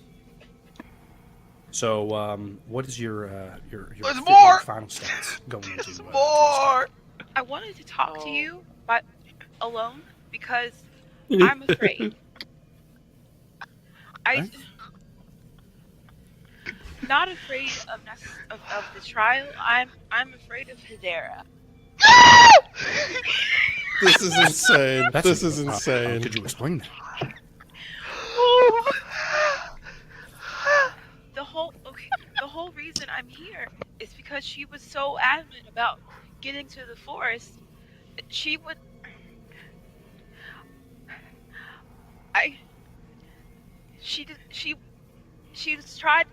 to get out by any means necessary, and I didn't know what to do because I thought she was my friend, and I wanted to help her. Thought you were my friend too. Damn. You ain't here right now. She wanted. I didn't And whose ban fault my is that? friend. None of that Were. was supposed to happen. She made me do it. She made me do all of these things to try to help her get out into her forest. I don't know why. I don't know what she did, but I was afraid. None of those things that happened were supposed to happen, but she made me do them. She's staring at you through the screen! Through the screen! Listen. I just want to say that this betrayal is way worse than Breakspear. Oh god! I gotta agree, honestly. Oh no! I think we talked about it after a session, me and Alicia, and didn't you say like it came down to that one conversation y'all had about the plant, where Hedera's like, I don't know if you should use that if you're gonna destroy it, type deal. I don't know if that was a conversation that was actually in game. I think that was outside of it. No, that's what I'm saying. Yeah, after the session we Adam talked was about kind it. of like giving us like scenarios, like what would happen Oh, if okay. like they found the plant and like she wanted to use it, but there was no way to but there was no way to like cultivate a new one. And Hedera's like, well, I wouldn't let her use it. I was like, bitch, I want a mission. So I need that plant. But also at the same time, the thing is, this was one of the contracts that I had signed at the Church of Wanting. So to kill me. The whole way it works is that in order to get whatever you want, you have to fulfill a want. So unless I fulfilled this want, I was not going to get what I wanted. Oh my goodness. She played her character to a T. She's on a life mission to do something for her parents. Basically, and she was going to let nothing stand in her way. True chaotic neutral. Trading human lives. Is it a human life? Not a human though. I wasn't it's a tree. human. It's a tree life. Dryad. I was not a tree. Oh my god. You Frank used to be was a tree. They're all people to Frank me. was a tree. I was born from a tree. There's a one of those difference. things where it was like Frank. I feel like okay. Orletta had a mission. She had she knew there was a specific thing that she was supposed to do it. There's no talking your way out of this. And I was like, I'd ever seen it. There was nothing else. In her mind, there was no other way because she's been looking for it. No one's ever heard of it. It is just what it is. Oh my god. Derrick Well, a long Orlena time is ago asked me extremely. if there was anyone that I would betray. And the first one I said was Breakspear. The second one I said was Tadera. Hey, Jin's cool though. He's too Because Jin genuine. is trying to get along with everybody. He just be trying to help people. He ain't really. He's like a anything dog. wrong. He's like a Labrador. Not to say y'all did saying, like a anything golden wrong, retriever. but I felt like it was gonna come down. I just knew it was gonna come down to like, you want this plan or not? This is what you need. So what you gonna do to get it? And it did. I'm just trying to think. What could you even get out of betraying Jin? They're like, betray him with what? Telling him you're giving him meat and giving him some vegetables? Broccoli. Instantly. Have I some didn't Brussels point out sprouts. that Yvette said all four wheels ran over Hedera. And, No! and it didn't have Oh. to be that way. I got you. I got you. I got you the perfect. Okay, I guess it's not gonna help the people at home. no. Never mind. No. I'll do it for our purposes. In Discord, stop it. Yep. But yeah, Yep. You already know what I'm it's looking one at. of those- But that was the way. That was the way that I basically rationalized it. I was like, I have to. If I want this, this is what I have to do. Although I will say that up until I talked to the lawyer man, I didn't know how I was going to spin that. And we got there, and I was just like, all right, here we go. Oh boy, it's some really psychotic stuff, honestly. And then It's the worst pretty bad, part yeah. is, me, James, and Ian are all like, she has no idea. And I'm like, I know. I can see the pain in her eyes right now. It's not real. Look, the betrayal is real It's right real now. to She's like, me, I talked damn to it. you. I talked to you several days this week before we came to this, and you didn't say shit. You know what? I was helping everybody else out because you needed that reaction. You wouldn't have got it otherwise. Oh, And look, and this is why sometimes it's good not to watch the episodes afterwards. Lest you find things that you don't need to know. I watched in episode 9. Only thing I watched was the conversations that I had, so I could remember what the hell I said, because it was like a while before, and I was like, let me remind myself exactly what I said. So I listened to my conversations, and then that was it. Probably smart, because I'd be forgetting shit. Exactly. It's not a good look. I just fast forwarded. It's not a good look. It's not a good look. It was a lot. oh yeah, oh yeah. What Your betrayal has derailed everything. Hey, Adam said that I look. He said I did scared very well. It was good acting. I was like, damn, you put on an Oscar-worthy performance right now, son. It was really something. It was really something. I told you, it's all of a sudden I was just like, okay, this is how this is gonna go. Was it the role play that saved her, Adam? In the end, Seriously, yeah. Go ahead. For what specifically? the role play of distressed and scared of Hedera. Oh, so yeah, no, the role play definitely very, very much helped. It also was I mean, in large part due to Angwin. I mean, like seeing it, believing it. So it's kind of that like it plays on, because Angwin was as it was revealed in the final session, had in his back pocket the evidence to prove that Hedera had done the intervening in the arena fight way back, and just set this precedent that Hedera was, this ruthless lawbreaker. I will say, it's funny. I just remember as I was talking, I remember at some point I kind of there was like a break in, and Mr. Lawyer Man, that I can't remember his name. Don't remind me. I'm just gonna keep saying Mr. Lawyer Man. Kind of like, I had the idea. I was like, he's not buying it. And I remember because we had me roll, and it wasn't a very good roll. So I was like, I got what do I do now? Yeah. Well, Oh, no, I was gonna say is that you were definitely aided by the fact that Jin inadvertently threw both of you, but kind of Hedera under the bus, like very much on accident. In his words, It like wasn't a plan. the whole time Jin was like I wasn't there, you know, but like I've never really known them to be that way. But like, hey, I wasn't there, so I can't really comment on it. And so he Trying like so switched hard. it up. He switched it up, and he's like, "Okay, well, here, tell me about like what you did." And he was like, "Oh, well, me and Breakspear, we did yada yada yada. We were pursued by guards." I was like, "Oh, but you didn't kill them." And he was like, "Well, you know, like they're just doing their jobs." And I was like, "Oh, Like they okay." were So, shooting at us, but like we weren't in. so I was we like, didn't "So, mean so to- you sustained all of the injuries that you had. You had to be hospitalized from all your injuries, but you didn't kill the guards, and you said they're just doing their job." And Jin was Jin's like, moral compass is too strong.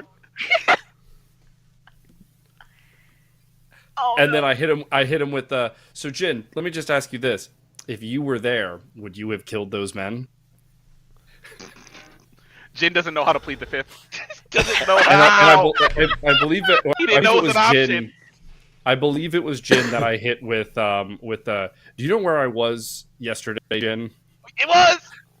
I was at the Oh, funeral no. for 16 men, accompanied by 14 wives and like 34 children or something like that. It was Like, literally 34. Yeah. He hit Jin with a 17 piece, so Jin was just he was done. Yeah, I just thought Yeah, after he said because of the role play he let me roll 2 dice, and he said whichever one is the highest you can use that. They were both low, so I was like shit. Sometimes it be like that. I was like, now I gotta sell it. So I started like, I was like, let me tie in some facts. And I literally just went into how I said, I don't remember what it was before. I just remember it was saying like, even when the King's guards got there, I was like, I was like, she was so angry. Oh boy. I said I could barely get. I got maybe 2 sentences in. She was just so angry. And then he was like, "Oh yeah, that does line up with what other people said." I was like, "Yeah." Oh boy. She was a queen on a mission. All right. Like, yeah. I was like, she was so mad. And he's like, okay. I was like, Oh boy. I was like, I just want. Yeah. We would have both died. We would have, if I hadn't done it, we would have both died, wouldn't we? I have no idea. with what? Sorry. If I hadn't have done that, would me and her have both have died If she hadn't sold me out, somehow? Oh, if you had, I don't think stabbed you me in would the have. back. So you or Lina probably wouldn't have died, but you would have gotten a life sentence in solitary. Oh, There just wouldn't have been this mysterious person to come out and monologue to you and then announce your death. But yeah, it would have been bad. Would have been a bad ending for you for sure. Terrible. after 13 years, I found what I was looking for. Whenever we're done. Oh my god.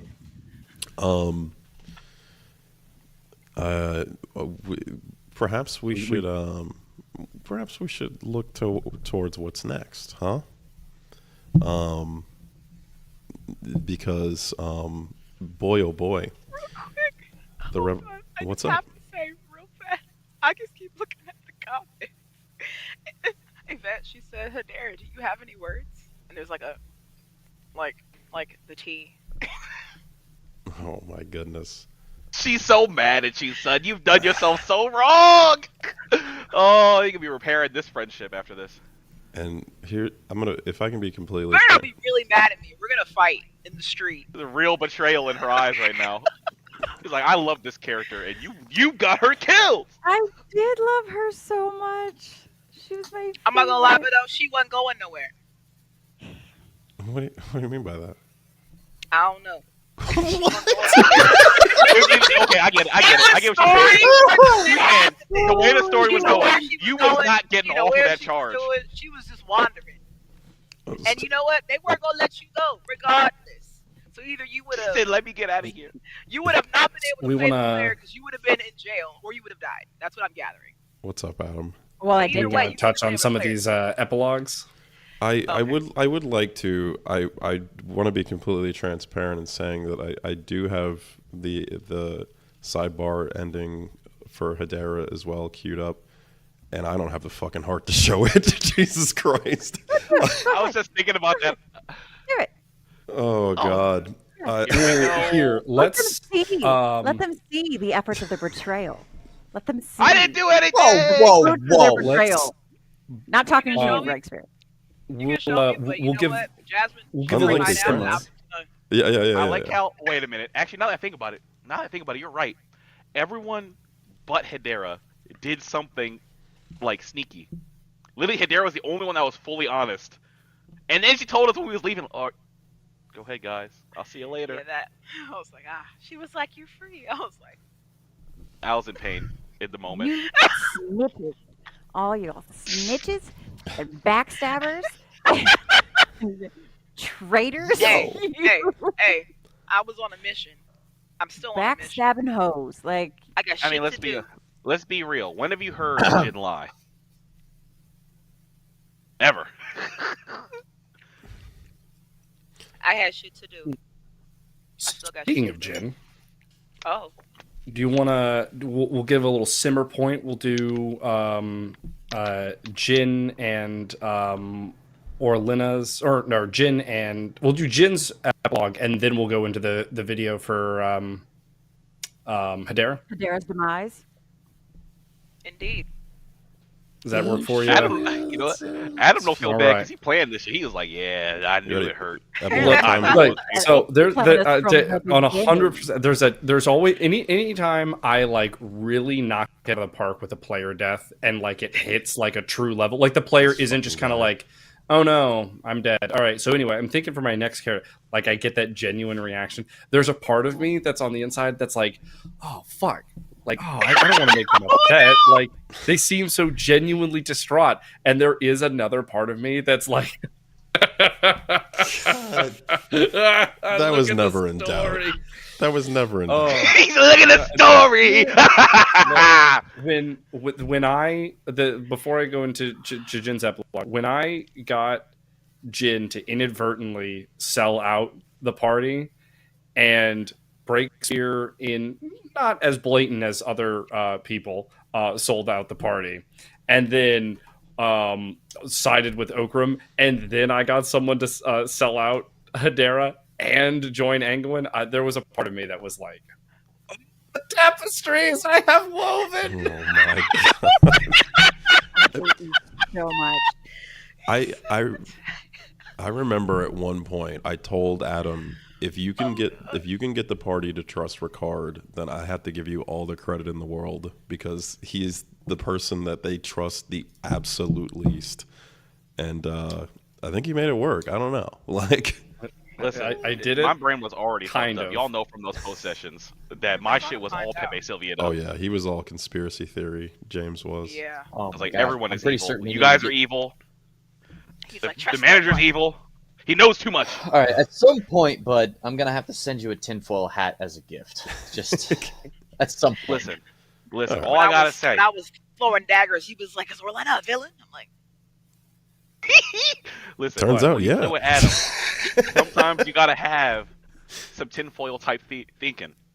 Well, I did not expect my boy to betray us for the villain. This man said, "I'm going with him." I saw him leaving the end. I'm just like, "Where's he going, Breakspear?" Well, speaking of Jin, let's get into Jin's epilogue as told by Adam Morrow. I'm going to hand you the baton, good sir, and the floor Have you is yours. thought? Ah, shit! There's a video playing. Hold on. Sorry, 1 second. I don't know why this is happening. The only thing that you would need to do. Sorry. Okay, we're not gonna hear that again. That's depressing. All right, floor's yours. As Jin exits his cell, says his final words to Hedera, leaves down the hallway and meets up with Master Darius. The two of them exit the jail rather quickly. Jin is quickly escorted to a small carriage, And once they are in the carriage, Master Darius begins to speak to Jen about how we're going to have to stay in Ambervale a little bit longer.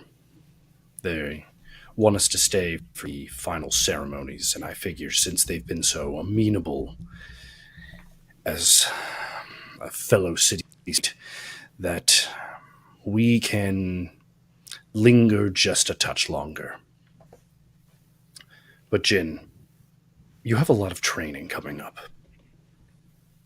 I think I was wrong in my initial assessment of you. I think the Black Ops might actually be your calling. I knew this was coming. So I want you to train under, and only now as he references another person, do you even notice that there's a third person in the cart with you? What? Sneaky motherfucker. Your new master, Ricard. Oh, he's still alive! What the? That's a lady. It's a lady! Ricard, That's a woman. it's like the Gray Ricard Fox. It's not a person, it's an idea, Yeah. and it's past. Yeah. Oh, that's cool. It's a mask. Like 007. Okay. Dread Pirate Roberts. Yeah. Yeah. Dread Pirate Roberts. So for now, Jin, we will go to the show and we will show our pleasantries. But the brutal side of honor is what you will be learning next. Oh no. Ruthless Jen ain't Jin. paid for that. Oh no. I was like, am I about to get assassinated? That's honestly what I was thinking. Either I feel like this man's about to just blow me up. Master Darius is like, you will not get the hammer. You get the dagger. You don't get the hammer, you get that Stab your stick, boy. friend in the back.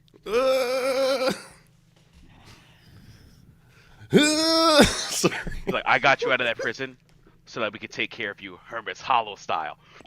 Oh Damn. my god. Takes his thumb and just shoves it into your skull.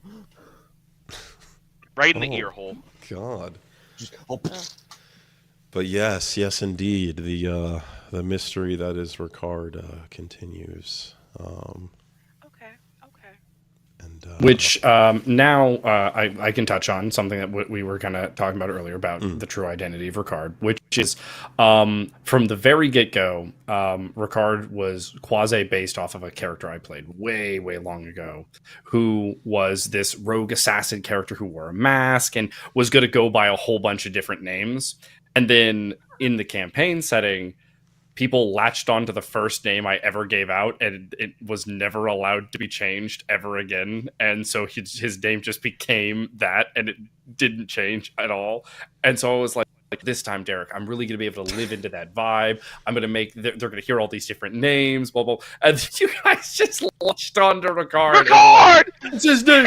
That's his name. It never works for him. So I was like, all right, well, like, I'll have to do a "Dang different it." play on the name is something else. And that's kind of where that kind of Every vibe comes time from. he tries to play this character, it gets fucked for him.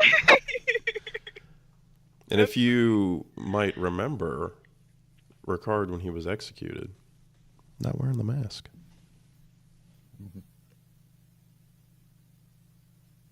True. True. remember we So saw his Ricard face for the didn't first die. time. It threw us all off. Just the vessel. I wonder That's though. The interesting. question is, Vessel. did he sound the same? Are you possessed by the mask? Is it just a mask that is for the person who is Ricard? You know what I mean? Who's behind the mask? Like, is the Story mask will itself continue Ricard? in season 2. Like the Don't. Listen, that's why next season, I'm pretty sure Jin's gonna be in the background doing some Black Ops training. About to be some other random mofo running around here. Black Are you? Ops train. Are you? Well, this is an important question, and I don't know if it can be answered now or post epilogues. But are you able, Adam, to tell people who can still play their characters and who cannot? You know what? As we finish each epilogue, I will happily reveal that Jin would 100% be a playable character if you so wished going into season 2. Now, there are some cool things that can happen, like if you get to have a story alongside a story, but you know, hey, we're in cinematic epic. You're always Oh, welcome to son, try. because I already know somehow if I play a character, Jin's gonna have a Black Ops mission to assassinate my character, and I'm gonna have to fight this motherfucker. Like, no, get out of here, go somewhere He's else. like, I don't know if I want to set Jin free. Not only that, I'm gonna try to fight him. Right, he's gonna send Jin after me. Right, Jin's gonna come to fight me, and he's gonna pull the hammer out and go, He's "Oh no, taking stop, please!" Yeah. Stop. Yeah, I was gonna say he's over there taking You are notes. giving him ideas. Yeah, you never give out No, I've done that. ideas. I've done that. There was Yes, a he time has. where we're in the Underdark. We're in the Underdark, like this dark area underneath the ground, and we just hear wings flapping. I'm like, "Is that a dragon?" And Adam's like, "You know what? It wasn't gonna be, but now it is. Now it is a dragon." Like, actually, The rest of the party Leave was it very at that annoyed, idea. Yes. I was and in that party. it started a whole new rule of how about we don't guess. How about we don't guess? How about we just let him say what it is? And then in that fight, no. I was gonna have my cool hero moment, and then right before my turn, one of our teammates goes and basically nukes himself to kill the dragon and blew up all like half of our magical equipment. And I was literally about to do like a 200-point hit on the next turn because I had all these bonuses lined up. And I was just like this, and this man said, "John Large." Oh, okay. This man said, Love it. Is that bad? My first thought was it Chris? No. I believe he did that. Chris, "I was trying to beam who, circle a god." for viewers that might not know, we're talking about James's older brother, my very good friend. There was one. He actually did that in a session where, prior to doing this ability, this character had a scanner thing on him that he would use to, like, you know, very DBZ, like he would scan like people and power levels and stuff. And he got very liberal in his usage of this scanner. So, and you know, bless him, he's just asking anything like, "Oh, can I do this? Can I do that?" And I'm like, "All right." Yes, you are always welcome to try. So he And I was like, "Why did I infamously give him the scanner?" asked Adam, "Can I scan to see if we're almost done with the campaign?" Wow. So he didn't want to waste his Wow. special ability. Yeah. Oh my god! Good times. There's so many good times. That's stuff like that you never Okay. forget. Like I said, Oh. trying to beam circle a god and getting What? disintegrated. Yeah. Talking about things we'll What? never forget. Let's remember something so we can go into an epilogue. Okay. Are we playing? Are we playing the Hedera scene? I will leave before it we up to go into the- Hedera. I'm gonna cry. I'm already thinking about it, but yeah, play it. Oh no! All right. Yeah. Well, now I'm sad. This takes place directly. My heart. I don't feel good. I had no role Adam in feels this at all. great though. He's You so didn't make the pleased role with play? himself. Well, you're starting to understand, Adam. It's a duality. There's a duality here. This takes He's like, place there's like a directly after the party has left the jails under Ambervale, I guess. And she's on her lonesome, looking forward to what comes next. Oh God, damn it! I didn't get to test this fucking Betrayal. No. Snakes. I got this. I got it. Deals. Okay, here we go. And let's sidebar with Hedera Oh my god. as you stand there. The last of the party leaves. I'm stressed. Oh, you're stressed. Left with the feeling of they're all going out, freed. You still have so much ahead of yourself. You hear the faintest, like, Hedera. Oh. You can come in, Gabriel. And you realize that the voice isn't Gabriel's, though it does sound familiar. It sounds like the voice of someone who hasn't been with you in quite a long time. And you feel a pressure building underneath your right hand's index finger. And as you look down, underneath one of your fingernails, a small little root is like growing out from like underneath your own nail. And as you look at it, its form feels familiar to a spirit animal you once had quite a long time ago. It's the bird. And It's a tofu. Oh, I have to speak quickly. it's El There's- Chapo. There's been some trouble in the forest. And I don't think Gabriel's going to be able to stop it. What's wrong? The heart of the forest, it's going to be taken, Adara. How? How could they find it? Who found it? No. I don't have time. But you're going to have a choice. You're going to have a choice, Adara, and there's another that can hold your essence. You've trained her. But you're going to have to decide. Do you take them, or do you give them the seeds of your power? And Dara, I think you should live on. It would be any students want to continue, but you're going to have to make this decision. And the voice gets cut off as the door opens, and Gabriel walks in. Oh, I saw the others leave, so I figured it was okay if I came in. As he gets close, you see that he's rather beat up. He's got he's clearly a patched up wound on his shoulder. There's cuts across his face. He's like bruised, and he's like clothes are kind of ripped up. It's true. The forest is under attack. Yeah, What yeah. happened? I mean, I really did do the best I could, Hedera. I know.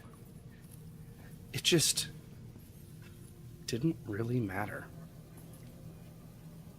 And as you stare at Gabriel, it's a funny thing, really. You were so close to seeing. I thought you had me when you were chasing after that thespian or whatever, and you saw me in the crowd. Oh, I thought, how am I gonna get away from you?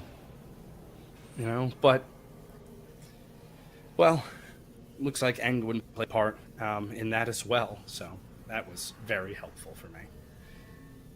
Oh, do you not understand, Hedera? You haven't put the pieces together. I don't know what pieces How they're delicious, how together. wonderful. We're all a bit confused. I'm Gabriel. Not your Gabriel. Well, I guess he's in here somewhere now. I serve an entirely different Hedera. And you know what? I hate her. I hate her with every fiber of my being. So, when I found out there are more Hederas, I just knew that this was going to be something I could use and to luck into Angwin. And the fact that I found Angwin because some putsy lawyer ran into me in the streets. And the fact that he told us how to get to the heart of the forest. All we had to do was express that you wanted to be there and would let us in. Oh, the joy I felt. But if I'm not mistaken, if my timing's correct, you should feel something in about 3, 2, 1. And you feel this just like cavernous rip in your chest, as if like something has just ripped out like your heart and soul, and you're flooded with this image in your brain that is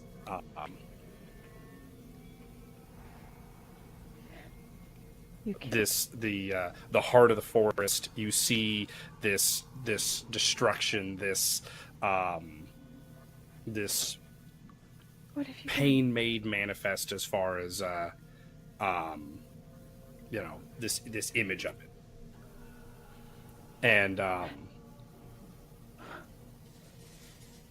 Jesus. And as this image is flooding through your brain, you feel what like tangible essence you have left in this world failing and fleeting away from you, and the thought re-enters your brain: control and consume, or seed and rebirth.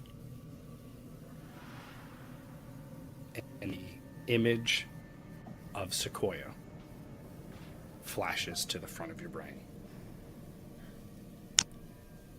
Control or seed.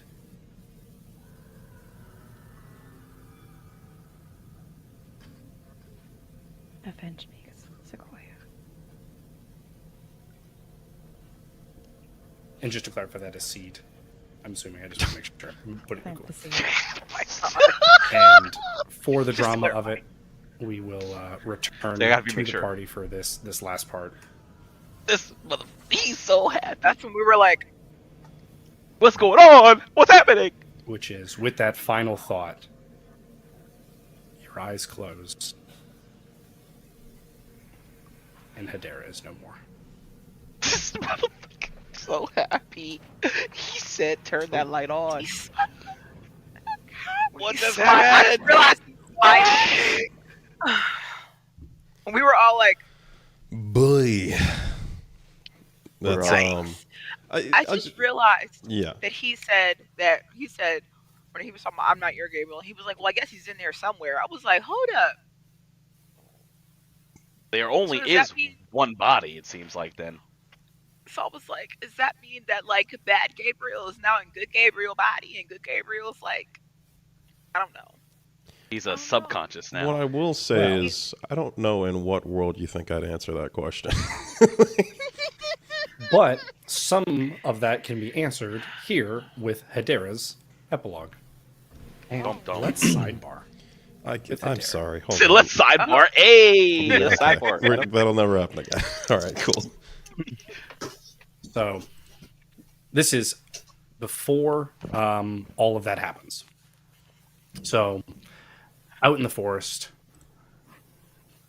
the Gabriel we know, the Gabriel that Hedera trusts, wanders the forest, talking to wolves and helping out forest spirits, making sure that the plants grow and that the overgrowth stays in the right, proper balance, being the steward of the forest, just as promised. When something tingles across his spine, and he realizes immediately that he needs to be back at the heart of the forest now. And with all haste, he makes his way back there. As he gets to the heart of the forest, there is Sequoia. And Sequoia is fervent trying to get this group of these invaders, these intruders. While they haven't done anything outright hostile, Gabriel immediately is like, hey, what are you all doing here? You're not supposed to be here. The one in the front of the group, there are 5 of them, reveals himself to also be Gabriel. That Gabriel looked dirty though. Gabriel of Rivia. It's a Witcher. Hot Gabriel. You four prepare the ritual. This Gabriel will be mine. Oh, this is going to be fun. What are you... What? Sequoia, make sure the heart stays safe. As the 2 Gabriels begin to exchange blows, they both pull out bows, and for a few the opening exchange, arrows collide in the air versus each other, matching each other, strike for strike, inch for inch, blow for blow. However, the noble Gabriel, the Gabriel of the timid wood, as Hedera would know him, begins to get the upper hand, trading in body blows from close range, spreading out distance, causing razor winds to cut the face of his foe.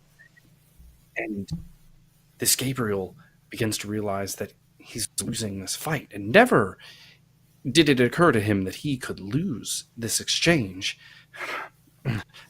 How? There's no way that you're stronger than me, that you could be better than me. Well, I mean, I guess I am, because you're kind of losing. And while he makes this jest at his opponent, he pulls and lets loose an arrow, and the arrow hits one of the other assailant's spells out of the air with a counterspell arrow. Sequoia is able to make it back to the heart of the forest, where she begins putting up the wards. The four assailants begin to try down these wards, but here in the heart of the forest, she is amplified, and she is more than capable of holding their spells at bay. Gabriel turns back to this shrouded whisper, this imposter, as far as he's concerned. I don't know why you're trying to do this, but I'm going to stop you. And they begin to trade attacks again until finally Gabriel of Timid Wood lands a shot into the shoulder of the intruder of the heart of the forest, and he falls to the ground, and he's whimpering to himself, no, as he crawls backwards away from Hedera's Gabriel. That's when more assailants enter the heart of the forest, one of which leading this new pack of what Gabriel looks at and clearly identifies as mages is none other than Angwin. You little bastard. He pulls down his robe and he looks to the group around him, and he tells them, we need the heart of the forest intact. Otherwise, Orlina won't be able to finish her part of the deal. Quickly, deal with that one.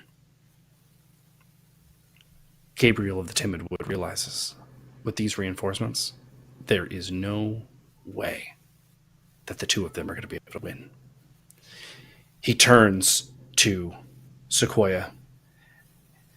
Sequoia, you need to just leave. You go. I'll do what I can.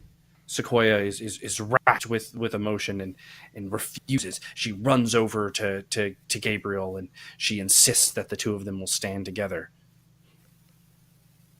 Gabriel looks at her and holds out a hand and clasps her hand, and then grabs her forearm. Oh, I mean, if we're going to stand together, and this is going to be our last stand, then I guess it's time that I really try. What the hell is that? The entire demeanor of Gabriel shifts, and he becomes this far more imposing force, this avatar almost of the forest itself and of Hedera. He pulls out an arrow, he racks it into his bow, he aims it straight at the other Gabriel, and then into the sky, far into the sky, and he lets loose this arrow, and it soars. Sequoia is confused. He had his opponent at a complete disadvantage. What ploy, what trick, and then she realizes it as she looks down at her forearm, a room of teleportation. In an instant, she's gone. And just Gabriel stands at the heart of the forest.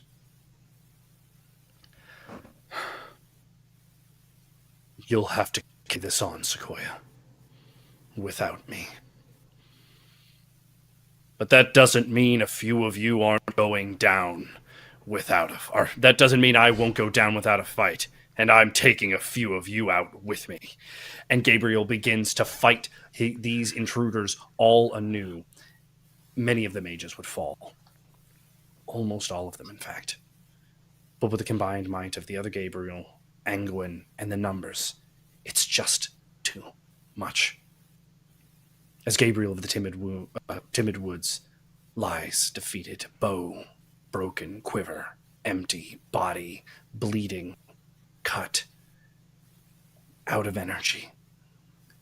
He looks up at the other Gabriel as he reemerges from the shadows, having not taken a direct conflict since his defeat earlier in the bout. Huh. So I guess this means that you win, huh? Not a great win, but hey, it's all the same in the end, isn't it? I can't believe you were this much stronger than me. Can't believe I was so close to failure. And he puts his hand down onto the other Gabriel's chest. And then into the wind and leaves his body becomes, and it envelops the Gabriel of the shrouded whisper, and the two of them become one. He stands up, looking at his hands, realizing how much stronger he's just become. And as Anguin is beginning to finish his ritual, he looks over to Anguin and goes, I believe I have a visitation I need to get to. And I think I'll be able to make it just in time. And there it is. This man straight my pulled a Piccolo. goodness. Get your Piccolo ass up out of here. Ow. Leave Nail alone. He didn't do I'm just anything. saying, Nail. The legend lives Straight on. Piccoloed that man. The legend lives on. Well, I guess that answered my question, kind of. I still Still feel not that I sh- have done. I'm still not sure how Where did Shadow you come Gabriel got from? here. I I know. feel. I now feel certain in my my statement that I have committed no betrayals here because I have nothing to do with none of this shit. Oh, I just misspoke a little bit and abandoned my friends just a little bit. You know what I'm saying? Well, I'm trying to figure out where Shadow Gabriel came from. Right? Man. some mysteries will have to be investigated and found out at a later date. Ah, But you know who still needs an epilogue? I mean, We need one for we got two good options. old Orlina. Orlina, as you leave the cell after Hedera's kind words and the feeling that you know what you did a mere day ago, you leave to the rendezvous with Anguin. Anguin looks a bit scuffed up. His robes aren't quite as crisp. One of the serpents on his cloak is clearly injured. With his haste, head off. he leads you out of the jail into the Mages Guild.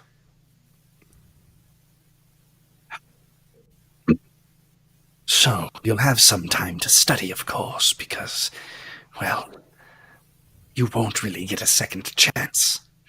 But here are the answers to what we need. And he takes you up to the master's quarters, where on his desk you see the Reaper Root.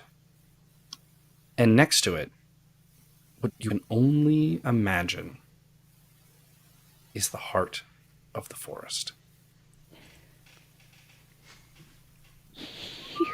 Let's see. He left that part out. That's me. He ain't mentioned none of that. That is gross. Oh. Wow. Now, the important blending of these two is the fact that the Reaper root will get us to the plane of the Reapers. The issue is Reapers don't take too kindly to intruders. If they were to find us there and we don't have something to anchor us to the mortal plane, well, we would suffer a worse fate than... Me? Well, a worse fate than many. So, we will anchor ourselves to this heart of the forest. We shall make it our own. cocoon, if you will. And with the Reaper's root, we will. And he gestures to a mirror at the side of the room. And in the mirror, you see the reflection of your two parents lost in this treacherous hellscape that is the Reaper's territory. So, the only thing we need to do now, Orlena, is one, prepare this cocktail correctly, and two, we'll need ourselves a new adventuring party. Oh my god. Oh, not That the face, setup that for the face. second campaign. Bro. It looks like he just left the live stream. That looked like he just left the live stream. Oh. Oh my god. No. All right. Oh It's my yeah. God. Look, I just want to say that he did not tell me that we was gonna have to steal the heart of the forest. He never said that. I was Like he was clear, I gonna didn't be know what honest was gonna about entail. I mean, Why all I would he know is mention he that, never said that. why would he mention better that he has watch your to back. brutally murder That's all me? I'm saying. Okay. Whoops-a-daisy, slipped my mind. I Oh mean, my hold God. on, wait. I was wandering in the heart of the forest, and it was self-defense. Oh my You god. how dare you. Oh my god. Damn. I can't. God damn it. God. Ugh. You can't claim self-defense when you're in my forest. Oh, that sounds And terrible. with this, though, we are at a point where we have another epilogue to do, and that is the campaign epilogue. So let's see it. What about me? And as the dust settles on the story of the heroes of Ambervale, there are some that rejoice, now unmatched as they continue their march towards their goals. But little did they know, a plan was hatched, a contingency. Far from Ambervale, on a lonely road, two nomadic souls wander. I told you starting that bar out there was a bad idea. You knew the festival was coming. You knew we weren't going to make any money off of that. I kind of thought more people would hang out outside of the town.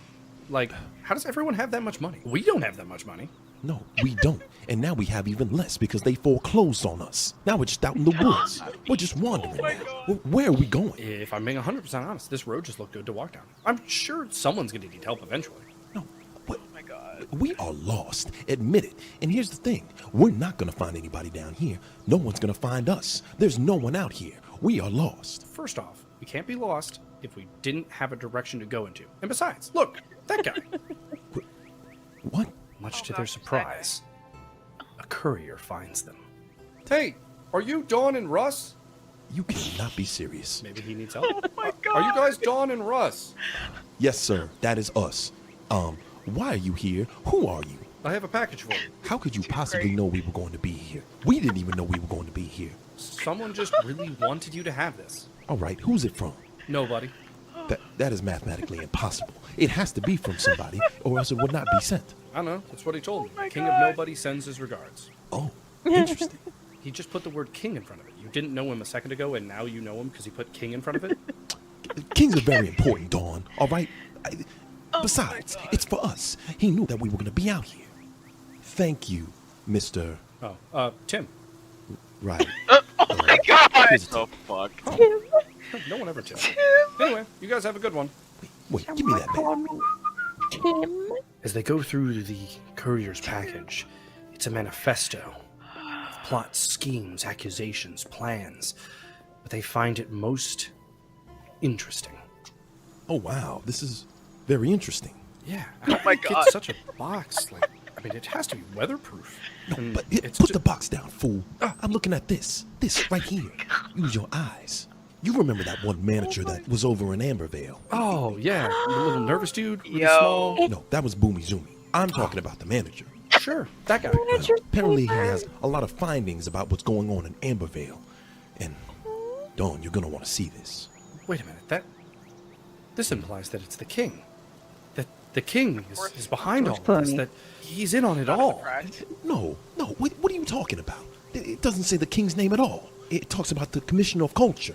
He's at the center of a plot in the middle of the city. In fact, where'd you get the king from? I think you just don't like him. I mean, he shouts. He's in talking distance and he shouts. No, he just has a commanding tone of voice. You need to learn to respect authority. With the revelations of what all of this information means, the two wayward adventurers realize they must don the mask of hero once again, and they have to go back to Ambervale. You know what this means, right?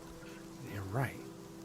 We gotta go Gotta back. go back. No, same time.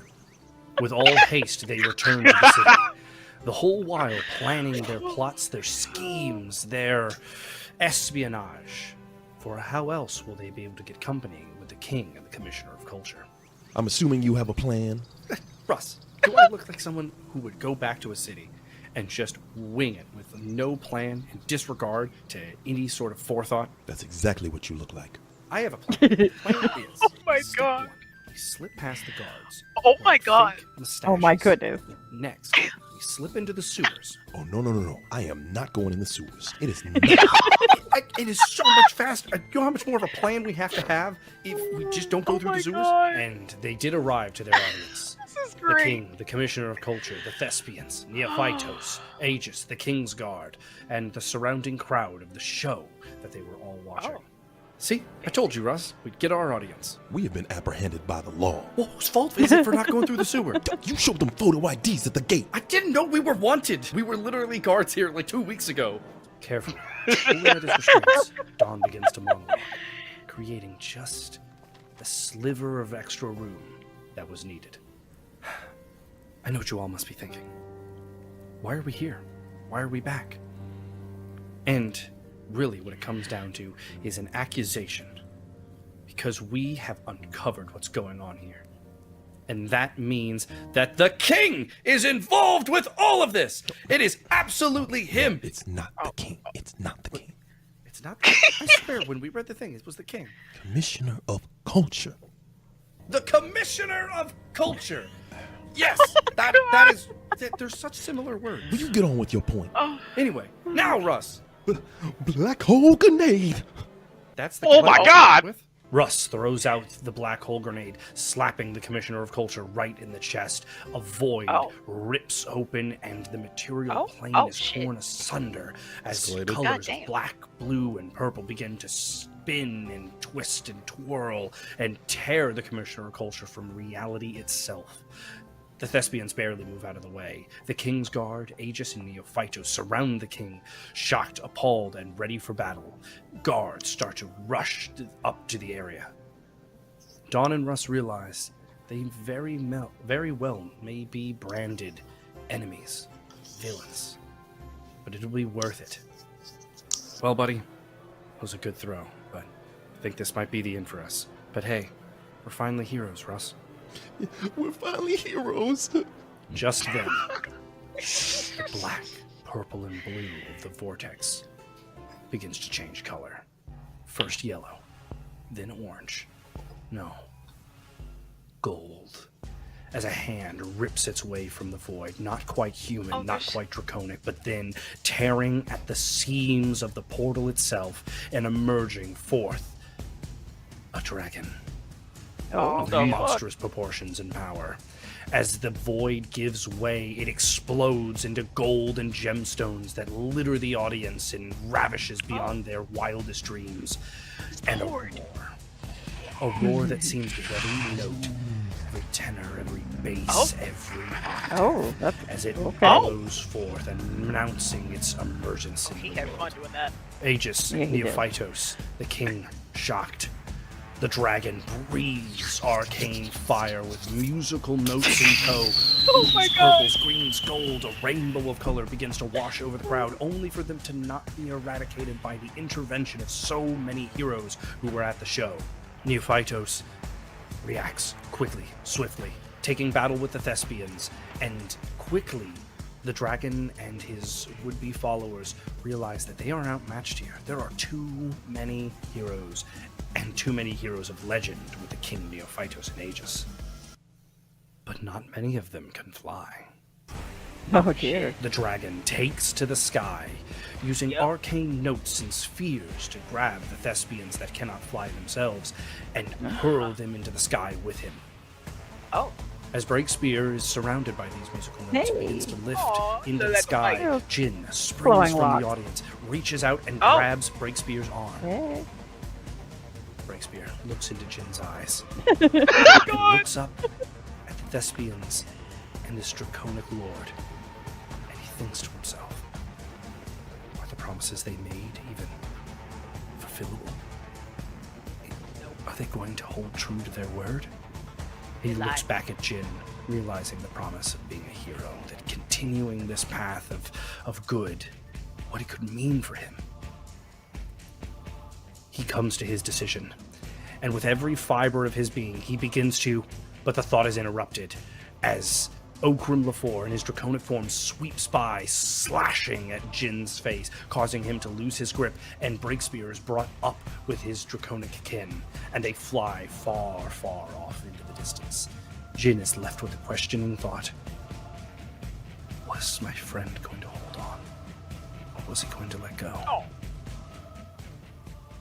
Oh. Each wing beat of the dragon is Oh, a okay. musical orchestra itself as it echoes through the valleys and cliffs, far over the mountaintops that divide Keep Kolok and Ambervale. And then a flash in the distance. Bright, colorful, terrifying. As an explosion erupts from over the mountains, over the horizon, where Keep Kolok would lay. Oh. Right under our very noses. This evil festered. And now, Keep Kolak may very well lie in ruin. This is not the age that I hoped for. Everything will be left in a state of unrest. We will have to rally forth not only our soldiers, they will rally with our heroes. Aegis and Neophytos. Anguin, you must be at the helm. Otherwise, a new age of darkness is what we may plunge into. No. And we must stop that at all cost. And so, the overture of the new age ends. And the world is in a new state of teetering balance. And they'll need their heroes.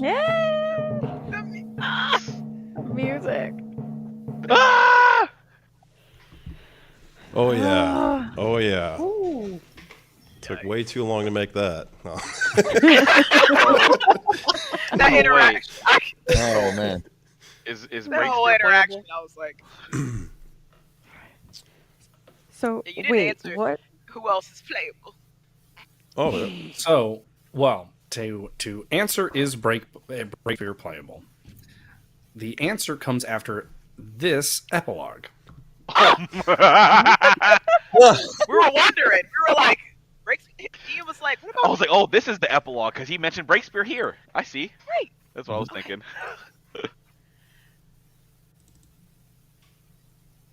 The temperature feels strange under Breakspear's feet.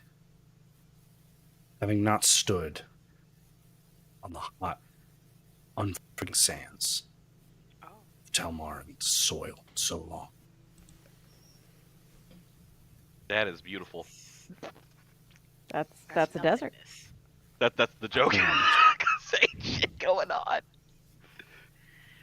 Clasps his shoulder. Well, Breakspear. Sadly, we don't have the World's Fair at our disposal anymore. As the ruse has been lifted. But I wanted to make sure we came here because it is important to me that we stay honest. I'm not sure you're going to want to see this, though. It seems that many have been made example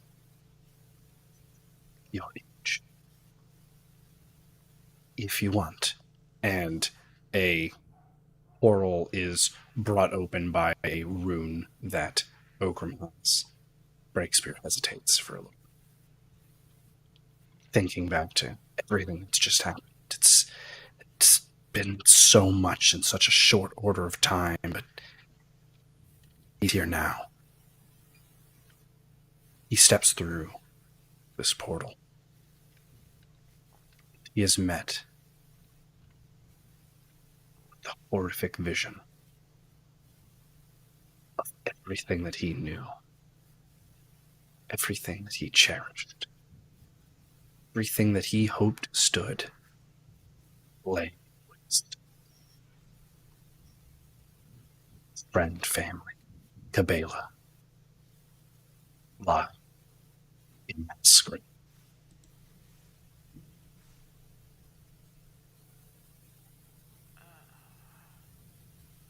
Some barely buried, others not buried at all. Okram looks down at Breakspear, shaking with rage.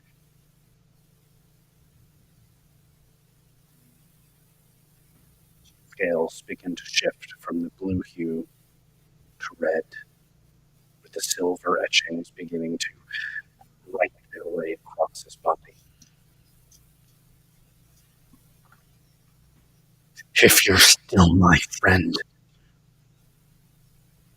Orin burns.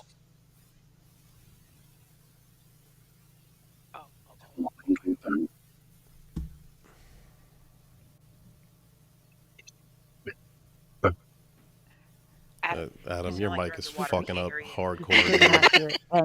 This shit just said no, thank you. Well, that is unfortunate. Scary. I know it was so Hey, you're serious. good now. You're good now. That Yeah, last right? thing you said, we just What- didn't hear. Just the last part? Yeah. Was Oh, Breakspear's my scales turning red? Oh yeah. His scales turn red, and he Silver. if you're still my friend, then Telmarin will burn. And Okram looks down at Breakspear. Then Telmarin will burn.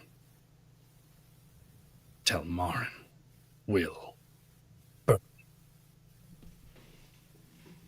Oh, well.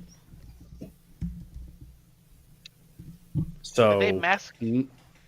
No, Breakspear will not be a playable character going into the next campaign. Damn, Zog. See, with Okram, I have so many questions. I'm over here like, was that even really real? Was it an illusion? Was it a plan to burn Talmarin anyway, and he wanted I have Breakspear to a get mad and burn it? Weren't they Alright, in so Talmar? that's Like, wasn't observation. that what? So that might actually need a little bit of explanation. So that was probably Sathu Tal, which is Okay. the slum area around Talmarin, because Draculans are not first-class citizens, not second-class Like citizens, barely third-class citizens. When Breakspear left, he had committed a crime against the elves that actually run the city of Talmarin. He killed a noble from one of the noble houses and was a wanted criminal because of such action. He left his Kabila behind in the hopes that if he wasn't there, they would be spared. So most likely, the elves of Talmarin laid waste to his entire Kabila as an act of revenge. Why did we never know that Talmarin You know what, though? was an elven kingdom? Yeah, right. Because nobody news ever to me. asked. No, he's mentioned it. He's mentioned it several times that they're like the underclass of his place. Yeah, Like, he so even if mentioned he's going that. home- He mentioned that they were the Khajiit of Talmarin, but he didn't say that there were elves there. I think Look, he did. Orlana doesn't know every elf. Relax. Yeah, it's your They might be nation. sand No. elves. Who knows? No, oh Might be my sand goodness.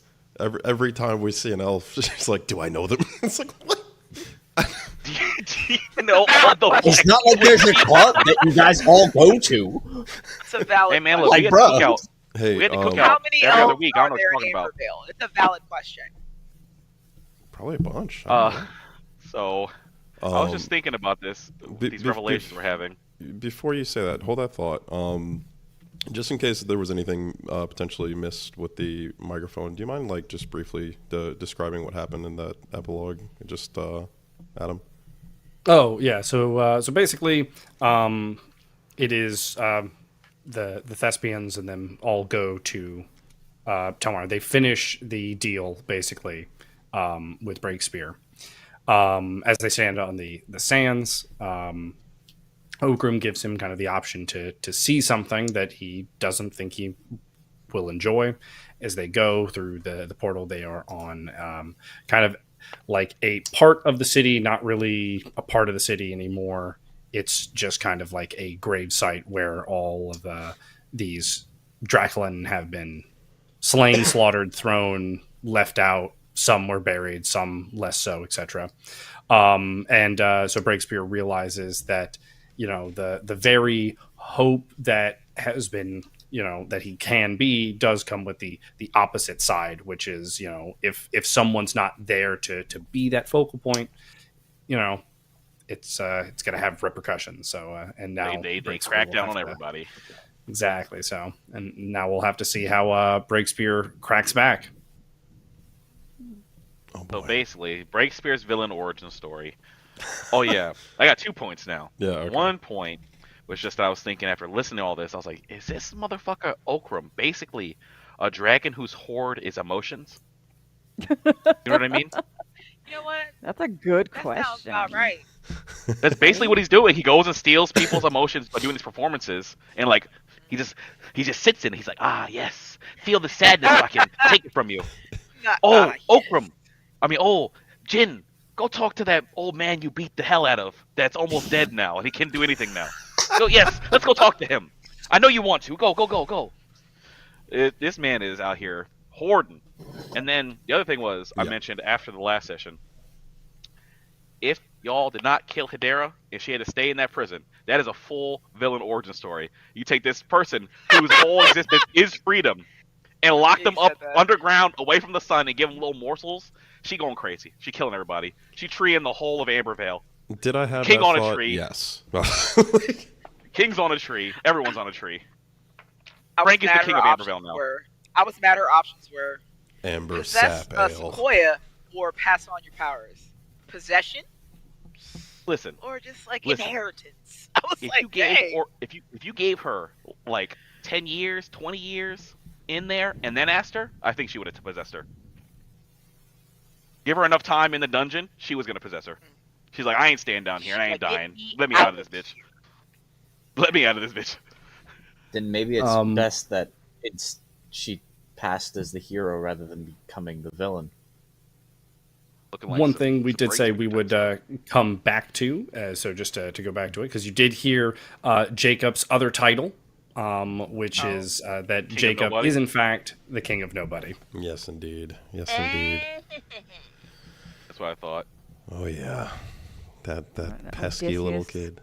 That son of a bitch took my gold, and this motherfucker's a whole ass king. He took my gold. That's where Orlena's wanting to figure out whether or not we could trust Ricard kind of came through with that. Yeah, in addition to writing Ricard stuff, like a journal, I also like wrote out reasoning for the King of Nobody to go like, I want to like, it's one of those little like kind of intrigue spy network kind of things, dealing in information and acquiring items and stuff is kind of the idea of the Church of Wanting and stuff. Where it's like, oh, you want this? Well, we acquired it. You just have to do us a favor now. So, he was very curious about Ricard. He was very curious about the Thespians, and there were a few different paths to go down. He was very curious about the Kingsguard, by the way. Yeah. But boy, oh boy, that's a lot of campaign 1. And I'd like to blaze through some campaign 2 stuff if you guys are cool with that. Blaze. Let's do it. Blaze. blaze. All right, we'll stand by. I have a video for you. Oh. Oh. Visual aids. So this is what Derrick did the all-nighter for. Uh-huh. Oh no. Oh shit. Wait, why is it black over there now? That's my heart. What was that? That was my heart. That was my heart. The big Hey, look at the black hole hollow in over there, forest. baby. God's Wow. rest, wherever that is, got Why hurt. are Tommy got this That fucking whole decrepit peninsula. looking- Oh my god.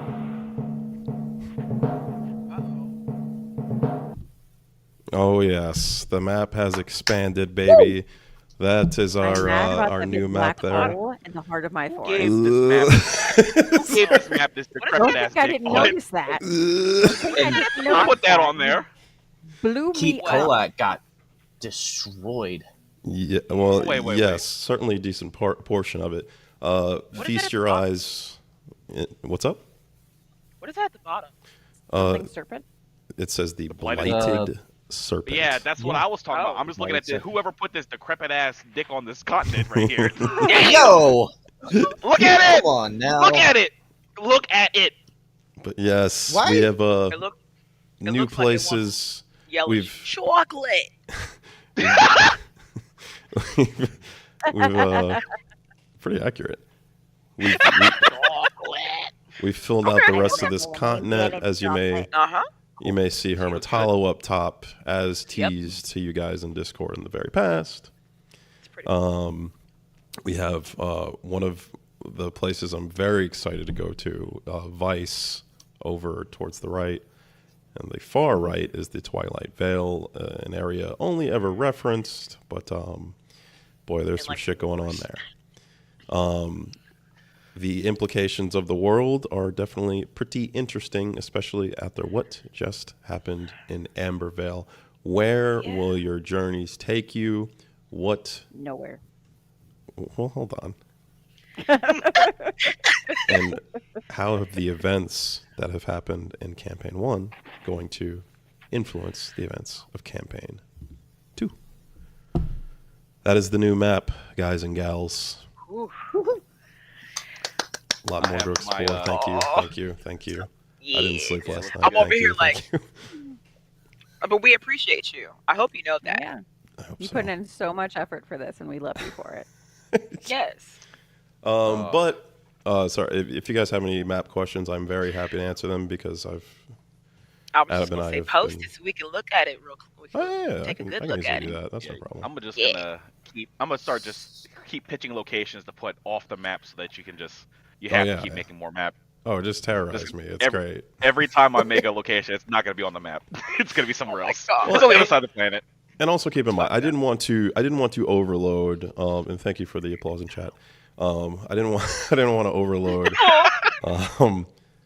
with origin locations for the characters that you guys have just played. So keep in mind, the places that you're from, your Talmorans, your Orvathiuses, they're in the world. You just haven't seen them yet. So perhaps at some point you will. So Talmoran's on a different continent? Yes. Okay, just want to. Yes, I like That's why they had to fly there. I knew they had to. You could fly to somewhere on the same continent. It's true. I like to imagine that Breakspear was smuggled onto the continent in like a crate or something. So he didn't even realize he was crossing an ocean. It's just like, okay. The idea of an ocean just blows his mind. Yeah, and I didn't want to burn that. How we go from Jen's a slave and now Breakspear was trafficked? Come on, y'all. He did it to It's search what for a better happens. life. Listen, you gotta He had think. You gotta think. This is the crux of D&D. It is not a normal decision to go out and be a hero. It's not a normal thing that normal people do. So you have to have some wild shit happen to make you go and do that. Like it's never, I had a good life. I'm gonna go outside and go fuck with the minotaurs and shit. No one does that. If you have a good life, you're not going out there and doing that. You chilling at home. You know what I'm saying? It's always people that have messed up stuff going on. Frederick. I had two loving parents. Murdered. I They're don't both think I still had alive. Good life. Like literally, My you never. parents- See My mother is a baker, and my father is an accountant. Like that is like just I've rolling had kidnapping 3 a animal normal motherfucker. companions, and Over they're here, like, all both still my alive parents- as well. Both of my parents were Yeah, murdered. I took very good care of my animal companions. What was that? I was like, both my Rude. parents were murdered. I was taken, so I had to go into the city. I was forced to join the military, and my best friend is presumably dead. There's so many things happening. I don't know if I had a good life. That is the crux of being a hero in D&D. You do not have a good life and then become a hero. Yeah, we worked out a whole story. Got NPCs in your background. Thought about using Yeah. them. Yes. Now, Adam, do you want to take the floor here and discuss some things coming into campaign 2 system-wise? Sure. Yeah, absolutely. So Yes. we have a bunch of new things coming up into the future of it. Oh. And sorry. Basically, so one of the core aspects of the game system that we wanted to keep is that you're always welcome to try, and that Cinematic Epic is a narrative experience first. However, we wanted the system to allow for a little bit more of a understanding of what a player can accomplish, while also helping to enhance the dice rolling experience. A lot of times we had moments where a player just keeps rolling poorly in a session, and it kind of takes the wind out of your sails. On top of that, oftentimes I'm doing a lot of head math on how I will balance an encounter and things like that, and it can feel arbitrary to an extent where you're like, I rolled a 14 and they rolled a 16, but you're telling me I beat them. And so some of this will just help give a little bit more of the layout of the system that I use and give a little bit more of a viewership to it. So kind of the way it's going to work is, instead of picking classes, we're still staying away from that. We're going to pick narratives. Narratives will be things like hero, champion, explorer, scholar, things like that. And what these will do is they'll be your kind of your path or progression through the game. They represent how you'll spend your points and your attributes, which we'll get to in just a second. And so they'll give you kind of a breakdown of things like that. They'll have little questionnaires to help design and build your character from things like, how do they fight? Do they use magic? Is it by sword? Is it by axe? Is it by bow? Is it by cunning? By strength? And you'll fill that out, and then you'll either have a conversation with myself, Derrick, or your GM at home if you wanted to try to emulate the system. The narratives go into a couple different ways. So basically, how you'll interact within the world, there are 3 primary things: your milestones, your actual stat by level progression, and weapons and items. So basically, it's a simple system of all of your stats will start at 0, and your narrative will tell you how you get to spend combat and non-combat points. And then from there, you'll go into a whole list of things covering from all of the classics, from power attacks to stealth, evasion, lores, languages, pickpocketing. All of these kind of things will have different places that they'll fit in. And as you spend points in them, you'll go like, hey, guess what? I put a point into power attack, which is a strength attribute. Your strength stat will now be a 1. And then that will help you keep track of other things in the game. So it's super simple. As you put points into these attributes, your stat progression goes up, and your stat progression will just be moderated by your narrative. So they'll all have a breakdown. And again, as we get these these physical versions out, it'll be a lot. You'll realize very quickly that it's like, oh yeah, it's literally just check a couple of boxes and the rest does it for you.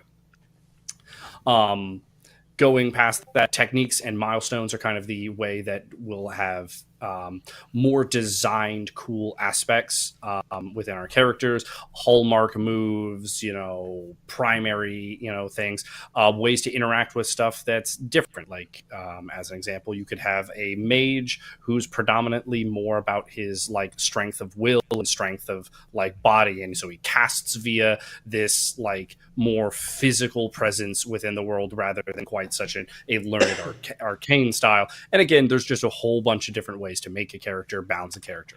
On top of it, also does give a little bit more of a min-maxing aspect to the game if that is something that the player which is something that, again, for Cinematic Epic, we want it to feel welcoming to all players, whether that is your hardcore, narrative, storytelling players, or your more like tabletop tactic style. And so this will give a little bit more of a balance to both, while still keeping the core identity of Cinematic Epic intact.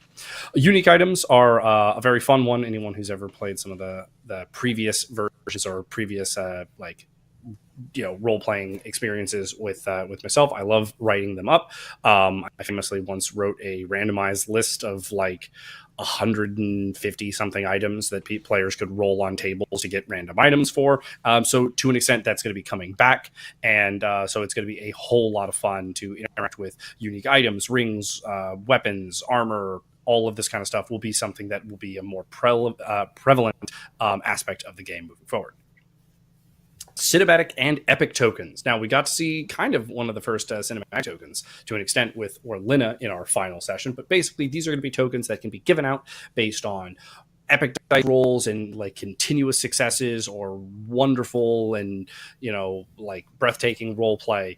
And basically these will be ways that players get to interact in kind of add something different or new to the game. A cinematic token could be used to go, you're interacting with a guard captain and you say, I want to use my cinematic token to say that my father knew this guard and that they were really good friends and that he remembers me.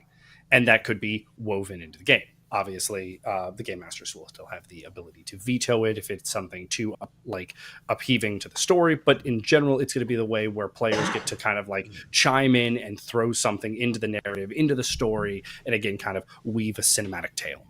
Epic tokens are the combat side of the same thing. Allow and activate your character in a way, whether it's, hey, I don't want that to be a 2. I use my epic token and I'm going to say that is, and we're still working out the exact thing, but my gut wants to say that's a 20. But again, we'll kind of cover that a little bit more as we get to the launch of it all. New player resources. This is in general, it's we're bringing in a tier system. Tier system is going to cover a whole bunch of different stuff, from our carry weights and our initiative, for our city information and what's going to be buyable in towns, shops, vendors, merchants, etc., to a brand new gold economy. There's actually going to be a gold economy. It's not just going to be, a suggestion kind of vaguely floating in the wind. It's with all of them, they're going to be very simple. It's all basically just in a 1 to 5 range, with gold being 1, 5, and 10. And again, all of them are just meant to help enhance the role play from a sense of like, well, how is my character interacting within the world? The carry system is very similar to the other tier systems referenced, which is the fact that it will basically be that there will be item allotments to each carry weight. So combat level will be like 5 items, where travel level will be 10 versus encumbered, which will be 15. And each one of these will have a different play on the character's initiative as far as combat and things like that goes, with larger penalties coming in towards the high end of the scale, like chaotic amounts of items, where you're just, you're carrying entirely too much, you get pushed down a hill. Yeah, your acrobatics aren't kicking in. But yeah, that's the basis of all the changes. And I know I just kind of bulleted through a whole lot of this. It's a lot of information, but all of them break down when we'll get to sit down and talk about them, and as we unveil them more to the viewers, once we get them like polished up and ready to show in their next stage. You'll find that in every aspect of them, like every rule, every addition, all comes back to giving the player a little bit more control, a little bit more design, and a better sense of what narrative, what feeling and impact we're trying to have within the role-play environment. Yes, and more identity to your specific characters as well. Something I will say is that that was a lot of information all at once. Obviously, we're going to be not only refining that, but talking to you guys a little bit about that as well behind the scenes. A lot of the enhancements and stuff to dice rolls, as you guys already know, you don't roll any dice. That's all me. I'm the man behind the mask. So that is going to be something that's going to be programmed on my side. So there's not going to be a whole lot for you to have to remember there, which would be a relief for me to hear. And you know, it's nice to understand where things might be coming from as far as what might make your character a little more able. But the goal is never to overwhelm. The goal is to, and that's essentially what that entire list was goals we want to meet with the system. But the goal is also to enable you guys to have as much freedom as possible, as much information as possible. And that's where things like city information and stuff comes in, because with campaign 2, we want to do a lot more exploring of different locations.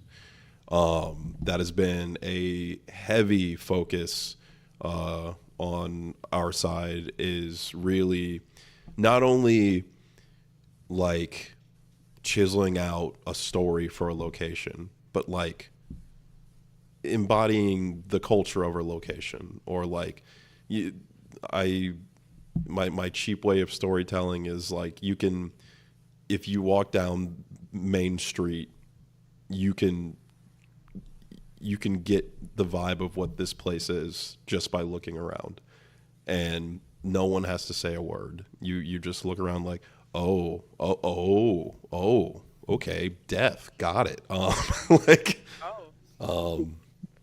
And that philosophy on top of like travel and adventure is what the narratives and the stat build is meant to help represent, where like I could hand you someone's sheet, like Derrick could write up a character and we could hand it to any one of you four, and you would look at this sheet and go like, okay, I see the narrative that they chose, I see the little write-up that they have, the things that they told me about the character, fight, general fighting stuff, and then you get to look at this stat line and go like, oh, so he's got like a lot of con. Okay, so he's tough. All right. Oh, but actually, wait, no, hold on. He's putting his constitution points into more like poisons and, you know, alchemies, and okay, so he's not physically strong. He's like immune to things. And that you could look at the sheet, have no conversation, but understand the idea of what this character is meaning to represent. Yeah. So, in a nutshell, just that. So again, you know, hopefully that wasn't too much up front, but there'll be plenty of time to discuss that and figure things out and make sure that you guys are comfortable and prepared for the next game, because we are absolutely very excited to get into the next game. And in fact, I think the final thing that we have for you this evening is the name of the next campaign. The Hunt for Red October. Well, like into ruin the the dark surprise. Shut up. There's going to be now, with all of the locations that you go to, all of the people that you meet, and all of the decisions that you make could very well craft the next step in our collaborative world that is Cinematic Epic, and therefore the next campaign and your position within it. Campaign 2 is officially called the Fulcrums of Choice. Oh wow. Dum dum dum dum dum dum. Fancy. Dum dum dum dum dum. Fancy. But yes, that does it, folks. Yeah, he's calling it off. Yeah. No, I just gotta say, is it bad that my first thought when he said carry limits was like Jim would have to prioritize his meat? Listen, How much meat that was can I my fit in these first tacos, thought. bro? it's gonna be equal parts meat and equipment. It's literally be Everyone equal else backpack. is asking for like all these special magical items, you know, magic tridents and crowns to like control Like, I need a like bigger things. meat And pocket. he's like, I need an infinity pouch for just Listen right here. meat. Do you know how happy Jim would be if you gave him a bag of holding for meat? You know how crazy that would be for him? Oh my god. In fact, I'm not even going to do that. He's going to go get some pants tailored to have meat holding pockets. Some bag of holding pockets for meat. I cannot wait. And he just look, he go in his whole pocket. Think of the implications, by the way. We're gonna run into him at some point, and he's gonna have these. like... Listen, if I don't play him, it's gonna be the most ridiculous shit when you loot Jin and there's just a bunch of meat in his pockets. Just before we even consider leaving, and I won't kick anyone out here, but Adam, I have one last request for you, and this is going to be an improv challenge. But one of our biggest fans in the chat, Yvette, has asked us to forge an epilogue for Snowball the cat. Oh my god. If you will. You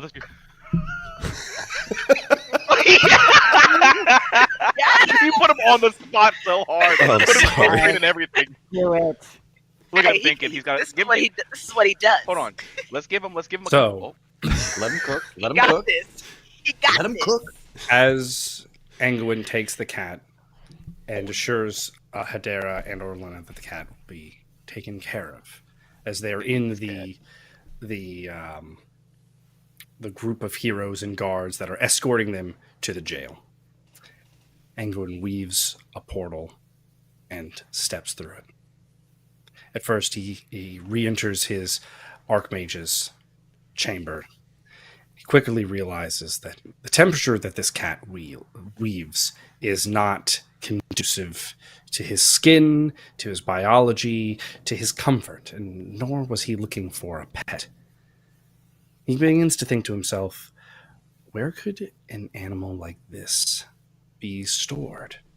But before this, he needs to look into this creature's mind to see if there is any valuable information to have. He weaves a simple spell for him and begins plunging into the thoughts of this animal. As the thoughts merge and become something that he can filter between, that he can travel through, he sees the flickering images of a comfortable life with a manager, the plotting schemes of some thespians or whatever. This isn't what he's looking for. And he finds it, though. He finds the cat's visions of Hedera and Orlena. And it is a bloodbath. It is awful. It is not fun to watch, as the cat can't bear to watch some of the more grotesque moments. Despite being a natural hunter itself, it turns its head away. Oh my Though god. the image of 5 men skewering themselves as they tumble from a wall is etched into its very conscience. They fell. Anguin realizes that this animal won't be worth keeping around, not for to be evidence used. If he wants to control these narratives, whether it's to help Hedera or to use her, he hasn't quite made up his mind yet. And besides, this Orlena character is becoming more and more enticing. Perhaps she is a necessary part of this equation. These are thoughts for a different time. Where does this cat go for now? And then a thought occurs. Of course. A cat with the ability to manipulate snow? A portal opens, and he steps through onto a mountaintop village in the range that would head down towards Keep Kolak to its southernmost borders and north to the sea. It's a small tribal village of warrior women. These are proud fighters. These are some of the strongest, as they have to live in such a harsh environment. But who better than to, have use for and need of a creature that can control the ice and snow itself? And besides, with the whispers on the wind, that a terrible monster lurks these mountains, haunting the hills desperately trying to avenge its village that was so mercilessly obliterated in the night. But it only comes when it blizzards. It only comes when it snows. So perhaps a little leeway, perhaps a little solace this cat can bring this village so aloft in a mountain covered in snow. They graciously accept this gift from the Archmage of Anvil, and besides, it is a creature of nature. It is a creature very akin to living in the harsh environments that they themselves call home. And so there, in the village, does the cat now lie. A welcome guest and family to some. And Angwood returns to Ambervale. I'm over here like, my bitch just got a cat. Also, now we got more mysteries. Who the fuck is this? These people got wiped out. Did I forget something? Did I miss some shit here? No, I guess I thought he was talking about Breakspear's peoples. So that's what I thought In too. the In the mountains? Days in the desert. Days in No, the but desert. he- He's in the mountains. Yeah, but he wasn't talking. He didn't specify that it was taken out in the mountains. I didn't think, but maybe I missed It was a mountaintop village that was taken out, just to clarify. Oh, okay, cool. That's what I'm saying. I got more mysteries. What have you done? I'm over here like, hold up now. My bitch should still be alive. That's all I have to say. There was a couple when he was telling I that. thought he was about to eat that cat. There's a couple directions that I thought that story could go, and I was like, was watching this like, oh god, I did not think he was going to kill the cat. The cat's neck. We was gonna fight. I swing for the neck. Oh. Yeah, no, he's a little more creative than that. That's I mean, there's no better way to close. I mean, goodness, an improv powerhouse. This guy, Adam Morrow, our game master, our GM. It was all planned. I know it. Holding it down. 8 months of a campaign. Hopefully, much more. Obviously, we are nothing without our players. Thank you so much, Alicia, Jasmine, Ian, James. I mean, you guys really fucking bring it, and I'm excited to see what is next because the story never finishes. You don't want it to finish, you know. You always want to see what is next, and what happens to certain people, Breakspear. It's going to be really interesting. You know, I don't think it's a crazy thought that you may run into some of these people. I say that transparently that we don't currently have a plan for that. And by that, I mean me, not Adam. He probably does. Oh my god! Listen, I can't even say what I was thinking because he's gonna do it. No. Yeah, don't give him ideas. He already has Do the endless not. meat pants. The endless meat pants. That's gonna be Jin's invention that gets the Herman Hollow hella bread. He's gonna invent the endless meat But not pants. bread. Hell no, you don't know bread with no meat. What you talking about? Just straight meat. What you need the bread for? Right. Oh god! Got all But the You made a nutrients you sandwich need for right the person, there. so You need carbs You for made a energy. sandwich. Your essential, all your essential nutrients are right there in that leg of lamb. Oh my god. all right. On that note, we will It has wrap up scurvy. here. We'll wrap up here. Okay. It's been a pleasure joining you guys. If you'll have me, I'll be on the next recap a fucking year from now or something. But yes, look forward to the future. And as is tradition, bye-bye. It's the first time Derrick gets the wave. The first time. Bye-bye. Oh my god. It's gonna be a while before you see it again.